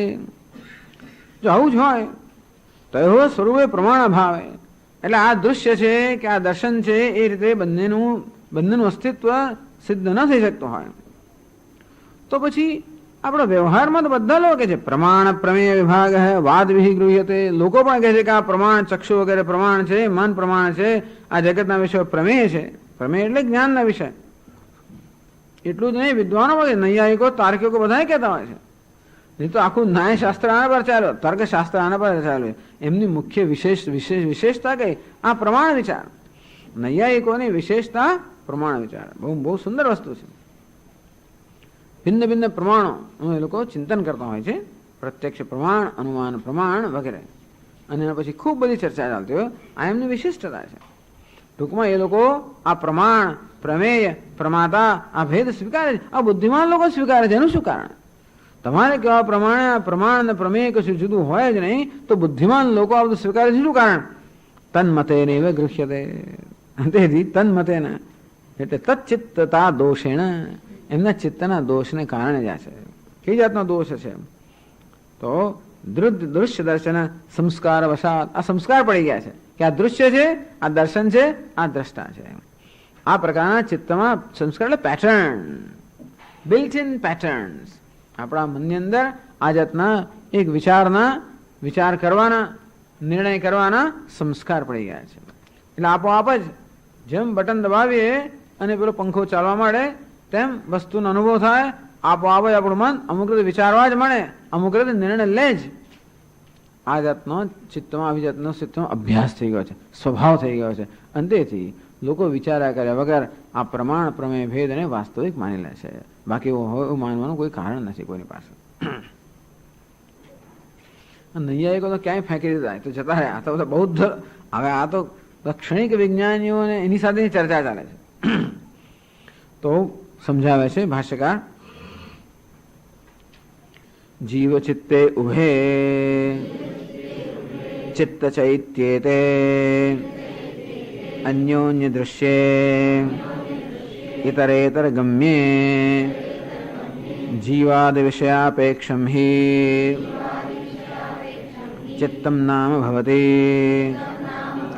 ચિત્તાપેક્ષમ હિ જીવાદિ દૃશ્યમ અતઃ તે અન્યોન્ય દૃશ્યે ઉભેખ્યન્યોન્ય દૃશ્યે. તે આ સમજાયું જે આપણે ચર્ચા કરી. ઉભે એટલે કે બંને જીવ અને ચિત્ત. જીવ એટલે દૃશ્ય પદાર્થો અને ચિત્ત એટલે ચિત્તવૃત્તિ. એ ચિત્ત ચૈત્ય, આ પણ બૌદ્ધ પારિભાષિક શબ્દ. ચિત્ત અને ચૈત્ય, ચૈત્ય તે અને ચૈત્યમ કે ચૈત્યમ. એક ચિત્ત ચિત્ત અને ચૈત્ય, દૃક દૃશ્ય. એટલે એમના એ લોકોનું નવું તંત્ર હોવાને કારણે બધા જુદા શબ્દો બધા વાપરવા જ પડે. આ તકલીફ છે. પોતાની એક નવી ફિલોસોફી ઊભી કરે એટલે નવા નવા શબ્દો વાપરે જ બધા લોકો. એક નવું પુસ્તક લખી એટલે નવી બધી ટર્મિનોલોજી કાઢેલા પાછળ. પેલો થીટાને બીજું કહેતો હતો, આ વળી બીજું કહે. પેલો એટલો જ ભેદ હોય. ઘણી વાર તો આ ફિઝિક્સના પુસ્તકમાં આવો જ ભેદ હોય આટલો. એક ગામા અલ્ફા બીટા એને એક કહેતો અને પેલો કે બીજું કહેતો હોય, અને જીરા એવું તો કરતો હોય એટલે લોકો ગુચવાયા કરે. બાકી ઘણી વાર કે બહુ ઝાઝો ફેર નથી હોતો. તો આ બૌદ્ધ લોકો પણ જુદા શબ્દો વાપરતા હોય છે એકને એક જ વસ્તુ માટે. ચિત્ત અને ચૈતન્ય ના ચૈત્ય એવું બધું એવા શબ્દો વાપરે. એમ ગમે તેમ કહે ચિત્ત શબ્દ ના વાપરે, ગમે તેમ કહે તમારો શબ્દ ના વાપરે. અને